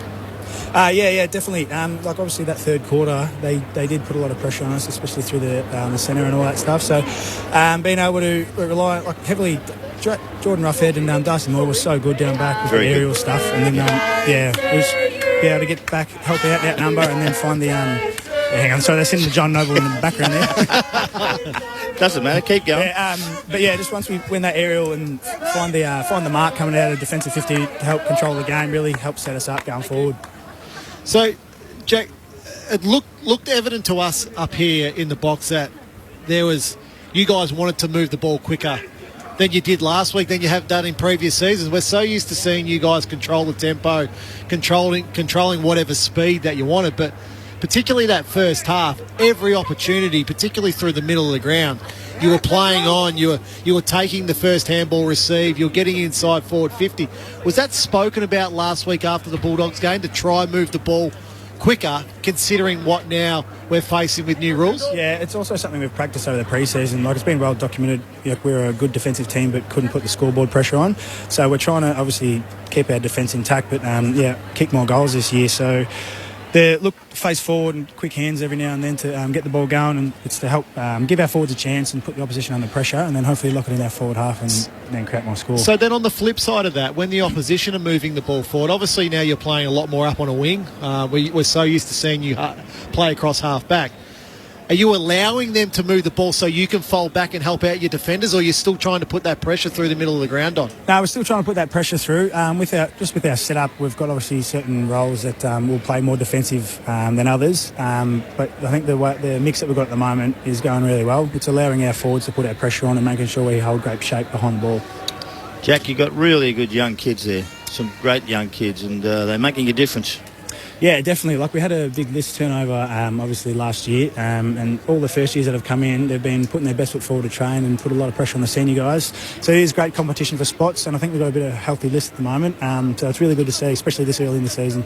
Collingwood midfielder Jack Cripps is with us on Grandstand. Jack, it's Matt Clinch here. The battle with Darcy Moore and Harry Mackay, it felt like a battle within a battle. I don't know if you're aware, but Darcy sort of had 18 intercept possessions. And is that how many? Well, yeah. I knew we had a lot. It was such an enjoyable battle to watch. Are you able to appreciate that as the game's taking place? Or yeah, of course. Yeah, you see there's a lot of one-on-one wrestles, and one would fall, then the other would fall, and all of a sudden someone else has got up, got a fist in there. It was fantastic. And obviously with the pressure and fast pace of the game at the moment, it's going to give the forwards a fair bit of a chance, and probably you'll see more one-on-one contests. So it'll give the opportunity for those key defenders and key forwards to have a crack at each other. So given you've known Darcy for such a long time at Collingwood, what's improved the most in his game, do you feel, over the last couple of seasons? I think obviously he's just so athletic. He's got such a long reach and closing speed as well. So, and he's tall, he can jump high, he can do everything. But I think it's just the confidence in his body as well. He's not no hammy issues or no any other lingering issues I don't know about. But he's just playing with confidence, flying for everything. He's clunking his marks, he's getting his fist in there for a spoil, and then he's taking the game on with his drive legs, run and carry as well. So you've had obviously 2 goes at it now, a win, a loss, and then you've had 2 goes through a pre-season. We're loving it. We're absolutely loving what was like 29 goals kicked tonight. It's like, oh, wow, football's back to where it was. Do you think the speed can be sustained throughout a whole year like we've seen? Well, I guess we'll find out. I know maybe some older blokes might pull up a bit sore, but I think the teams have trained enough around it. Teams have plans in place, whether they rest blokes forward or extra time on the bench when they come off. But yeah, hopefully, fingers crossed, there's no soft tissue injuries and all that stuff throughout the year and everybody pulls up fine. But it is good to see that there are a lot more goals being kicked and a lot of energy back in the stadium. It's good to see so many people at the G tonight as well. And Jack, despite the win, the downer was Jamie Elliott. Is there sort of any reaction in the rooms as to how bad or hopefully how good that might be? I've got no idea at the moment. I saw him briefly at half-time. We had our team meeting. He's obviously had his boots off and was feeling a bit sore. So I guess we'll find out tomorrow. And Jack, one last one for you. Thursday night to the Gabba to take on Brisbane. Within you personally, being a former Lion and now at Collingwood, is there any motivation at all when you play your former team, or is it just business as usual? I think now I've been away for 7 years now, so it's just business as usual. But obviously, they're a very good club now, and this big Easter Thursday clash. I'm looking forward to getting back up there again. It's not like I played there much last year, but I missed the ground. But it'll be good. I'm looking forward to it. Great to chat to you, mate. Thank you very much. Congratulations on the win. Thanks for having me, guys. Yeah, well done. Jack Crisp with us on Grandstand AFL after Collingwood defeated Carlton 16-10, 106 to 13-7, 85. Touched on Collingwood just a little bit. I was going to say, Thursday night footy's just going all right, isn't it? Carlton, Collingwood this week. Who's up next week? Brisbane. Collingwood and Brisbane. That'd be huge. Brisbane, they got Geelong tomorrow. So one of those two is going to be 0-2. Haven't won there for 13 years, the Lions. That's a fascinating one. And then, Brisbane could be 0-2 against Collingwood 1-1. Great start to the season. Yeah, 2003, the last time they won down at Kardinia Park, Brisbane, and they've won only 3 of their past 23 against the Cats. So it's a great test for Brisbane. If they are really flag chances this year, they have to find a way to win away. And they had that rails run a little bit last year. A pretty slow start last week. against probably a side that they thought was going to finish 18th in the competition in Sydney. They're certainly not going to finish 18th, are they? Significant turning point for Collingwood tonight, though, in the psychology around the club as well, because we know that Nathan Buckley's out of contract at the end of the year. Collingwood being such a big club, the noise builds. It really builds around the Magpies. We'll come back to that thought in a moment. Tim Hodges has more news on the injury front from the boundary. Hodgie. Just an update from the Pies, and their media department is fantastic with us. Jamie Elliott has gone to hospital. So we reported earlier that the ankle was severely sprained, but there's no break there. He's going to have X-rays. There is a fear it could be a hairline fracture to his leg. So that's the fear from the club. So they're going to sweat on scans, and obviously after his horror run with injuries, he'll be sweating on scans for tomorrow to see what they deliver, but hopefully it's nothing serious to that leg now that these are the main concern, not the ankle. Thanks, Hodgie. There's some concerns. It might be on the. I think it didn't look good at the time. Trouble scale. I think he might be in trouble. Yeah, he's going there for X-rays. They thought it was just a roll of the ankle. He's not going to hospital to have X-rays. So. Yeah, look, fingers crossed, because he had a terrific pre-season, Jamie. He looked terrific in the opening 2 games. Midfield, forward. Yeah, so fingers crossed for him. So what's possible for Collingwood?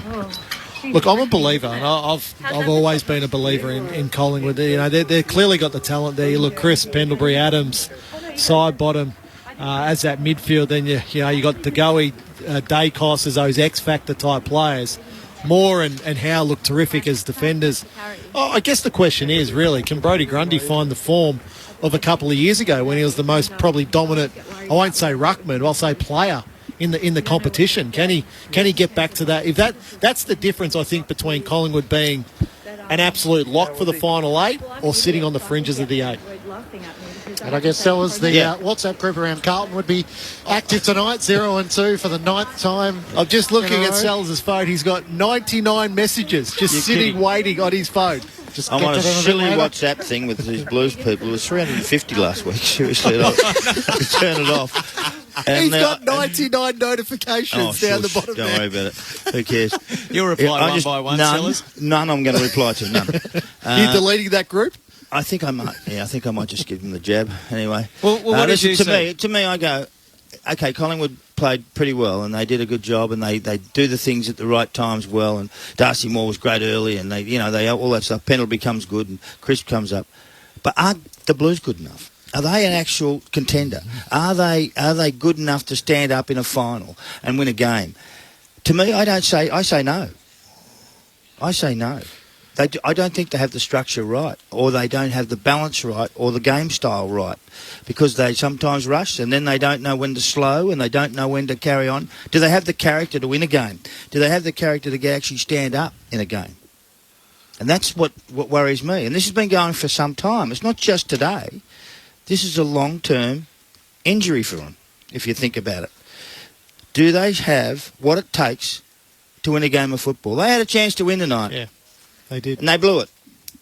There'd be numbers around 30-point deficits around David Teague that I'm sure is going to get looked at closely because they find a way to answer back. But how I they don't end up know in if that it's position. Teague. I don't know if it's Teague. I don't know if it's the character of the group or what they're doing with the group. So it'll be interesting to see what happens. I don't know what their next game is. I have no idea. Fremantle. Well, Fremantle, that's a winnable game for them, okay? At Docklands. Yeah, Docklands. If that's not one, there'll be some fatigue, I think. Somewhere, not just Teague. On the WhatsApp group. No. They need to do something for Teague. They do. But they actually, do you understand? They've recruited well. They've picked up a couple of good players. They've got enough talent there to win games, and continually they don't. They're getting themselves first couple of touches. They're getting themselves into a position, and this is last year as well, because there was margins like this a lot last year. All the time, every game. They're getting themselves into positions. Who is going to take the game by the scruff of the neck and own it and drive it? Like, you look at Pendlebury in that last quarter, he wasn't the leading possession winner. Crisp was the leading possession winner in that last quarter, but it looked like Pendlebury just controlled that whole quarter. He did control the whole quarter. He told people where to stand, where to move, where to kick, where to run. So for mine, why wouldn't you put someone on Pendlebury? No doubt. And pull him up and say, hang on, this bloke's not going to control me. No. I'm going to control you. And stand up with some character. I don't care who the captain is or who the coach is. You just got to put someone on this bloke. And I would have said, Mark Murphy, stay with him. Don't let anyone near him. Mark Murphy's been a warrior, okay? Yeah, he has, He's no been doubt. sensational. No doubt. But he's coming towards the end, and we all know that, all right? So what are you going to do? Instead of him actually out in the wing trying to pick up kicks, lock someone down. That's the key. I was going to say the same thing about Zach Williams having 20 disposals in his first game as a Blue, 10 clearances, but the days of Carlton having one player like a Paddy Cripps or someone to single-handedly turn the tide feel like they should be just about done. So it's interesting, isn't it, when you think about it? Their defence is okay, but then it lets itself down in little areas at times. So do they work as a team, or are they not working as a team? And what are they doing especially?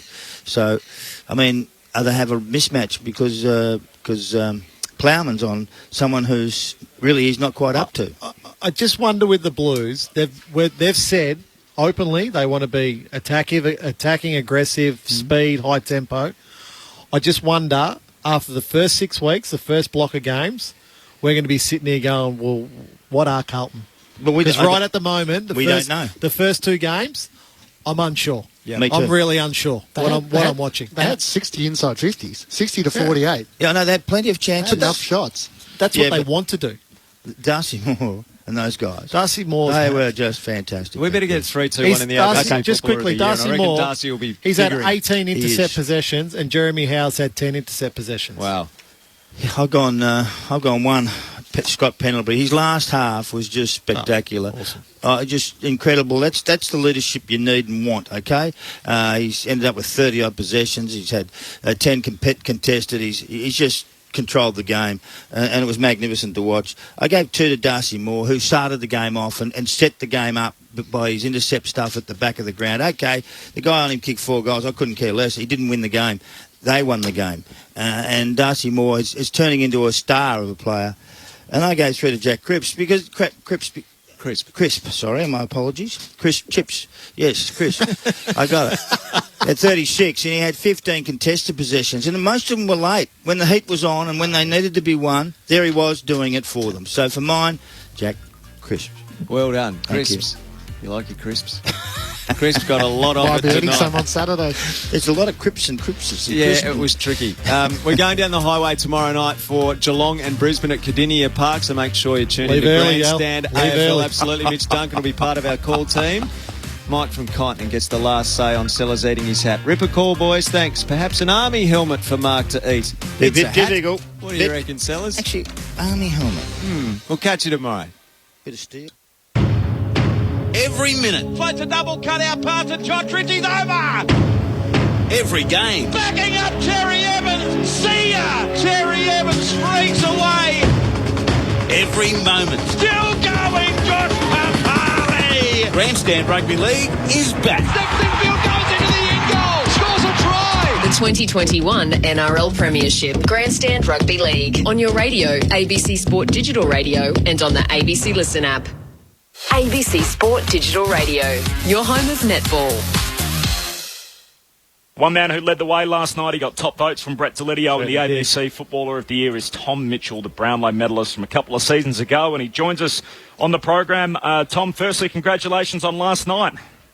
Yeah, thanks, guys. Thanks for having me on. It was a great feeling. Obviously, a great come-from-behind win, and, I think for our group it's a really promising sign that we're able to show some resilience and fight out the game strongly and end up with a win. I haven't seen anything at halftime like that, Tom, since maybe the Toon Squad, when Michael was able to hand around his secret stuff and they were able to overcome the Monstars at halftime when they looked beaten and out of it in Space Jam. How were you able to do it in the second half? Yeah, I'm not too sure. It was actually it was more of a mellow feeling in the room, so it was sort of hard to get a gauge on how everyone was feeling within themselves. But obviously everyone had a bit of fire in the belly from last year, and there was a bit of pride on the line. So I think the way we all responded in the second half was how we want to play our footy. So it was really pleasing. Tommy, it's Lids here, mate. I'm sure that you said it was a mellow feeling, but within yourself, and I think Jommy as well, Jago O'Meara I'm talking about, you took the game by the scruff of the neck in that third quarter yourself, 17 touches, mate. Obviously, as a leader of the club, you felt like that was necessary for you boys to stand up. Yeah, I think so. I think with such a young group, it wasn't just Jago and I. There was a number of guys. I think Dylan Moore, one of our younger guys. he kicked three in the third alone, I think, and I think it was a collective effort. But yeah, I think with such a young group, we had 5 30-year-olds lead the club at the end of last year, so that sort of next generation of leadership, of which Jager and I are a part of, as well as James Warple, Liam Shields, and obviously Big Boy. We need to take it upon ourselves at times to help out the younger guys, just as the players before us did with us. So it's just sort of how it works in footy. And your game style, mate, how much have you seen that change over the summer? Obviously, last year, I think everyone was kind of chasing the Tigers and get the ball moving forward and coming behind it, and manic pressure. What sort of changes have you guys made? I noticed a lot more dash from half back with CJ and Jars down there, Will Day as well, really taking the game on. Yeah, no, those guys are all super. We're still, I think, getting a feel for it, as all teams are, with these new rules and how to best exploit them offensively and defensively. So I think it'll sort of unfold as we get a bit more game exposure. But yeah, the run off half back was really noticeable, and even the wingers, really giving the defenders easy options to release the ball from the pressure end of the ground. So it was really pleasing to see some of the training come out into action. 2018 Brownlow medalist Tom Mitchell with us on Grandstand AFL Sunday. Corbin Middlemass and Brett Delidio at Docklands. Tom Mitchell's on the line and Lauren Arnell's up in Brisbane, and I'm sure Loz has got a couple of questions for you, Tom. I do. Tom, great to talk to you and well done on the win. You beat Brisbane at the MCG in round 1 last year, so it's 2 round 1 wins in a row. You mentioned the 5 30-plus-year-olds that have moved out of the team, and there's a new flavour of youth at Hawthorn. How do the 2 round 1 wins differ from year to year? Yeah, well, last year was very different. If I reflect back on that was, I think, the game with no crowd at the MCG, so that was a pretty eerie feeling. And then, we went into the hub, so last year was quite unique. I feel as though this year, there's plenty of energy and enthusiasm within the group, and you can just sense it when you walk into the footy club. There's just, a bunch of young guys just wanting to get the best out of themselves. So wherever that takes us, I'm not really sure. Obviously, with a young team, we're going to have our ups and downs throughout the season, but it's good to get a win early. And, but the challenges are going to come, obviously, with Richmond and Geelong in the next few weeks. And we've looked at, obviously, there's a big change with the quarter lengths and the difference in last year's shorter games. How much impact is it having on yourself and then potentially the younger players as the season grows older? I think, it's a part of AFL footy. A part of the challenge is, I suppose, being able to grind out, a long 4-quarter game, and they're generally the final type games you want to be a part of. That's normally how they go. So I think that's why you put in all the hard training throughout the off season and the pre-season to prepare your body and your mind to be able to cope with that. Tom, talk to us about Connor Downey last night, who made his debut as the sub. There was no injury, and under the way the rule's written, it's only activated when there's a medical emergency. So as a result, he spent the whole night with the tracksuit top on and was reluctant to even join in the team's song in the aftermath. How did you handle that as a group? Yeah, it was a bit of a bittersweet feeling for Connor. Obviously, to be selected just coming out of last year's draft in the 23 is pretty impressive effort. Obviously, he would have loved to get some game time, but I think it's a sign of where he's at, that he's right in the frame, and I'm sure his opportunity to get some game time will come very soon. But I think post game the boys, it came up in our meeting, and everyone sort of credited him for the way he handled himself, but also for putting himself in a position to play the game. So I'm sure his time's going to come. He's got a great attitude and a great head on his shoulders, so he's going to be a long-term player for Hawthorn. And just on your own body as well, Tom, you didn't play either of the practice games coming back from that shoulder hiccup. You had 39 last night, best on grounder in a Hawthorn victory. How are you feeling?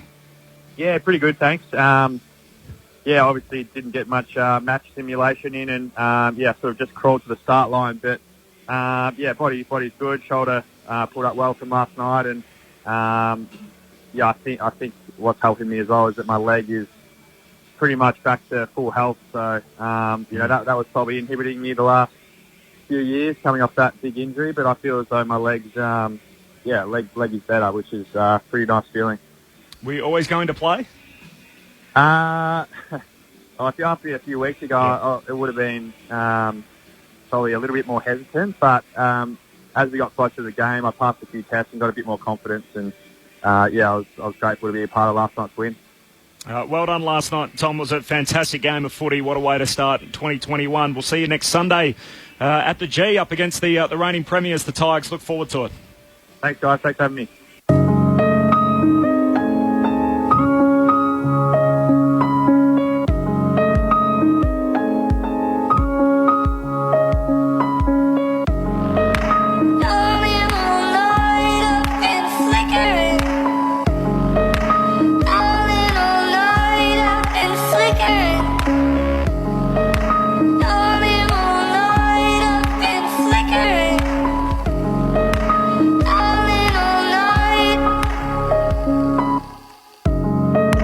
What does it mean, incapable of licking clean, inescapable, hand in yellow sunken smoke?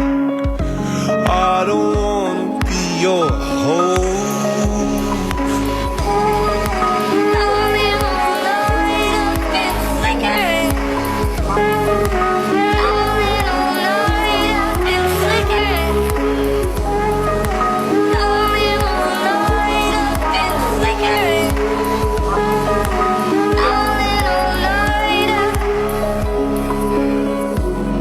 My head a monsoon, incapable of moving moods when they're so nameable.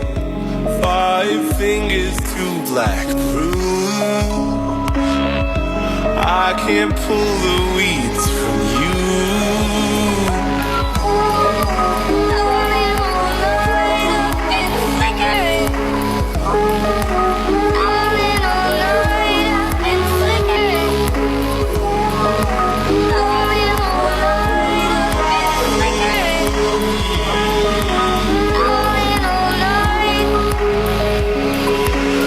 With such excessive love, we're incapable.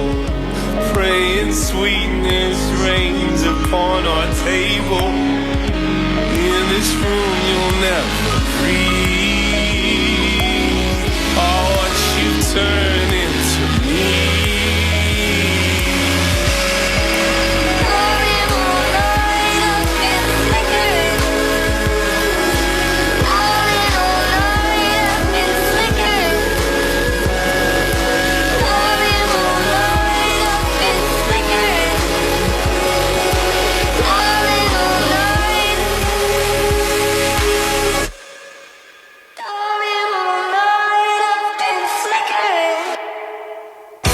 ABC Sport Digital Radio, your home of AFL.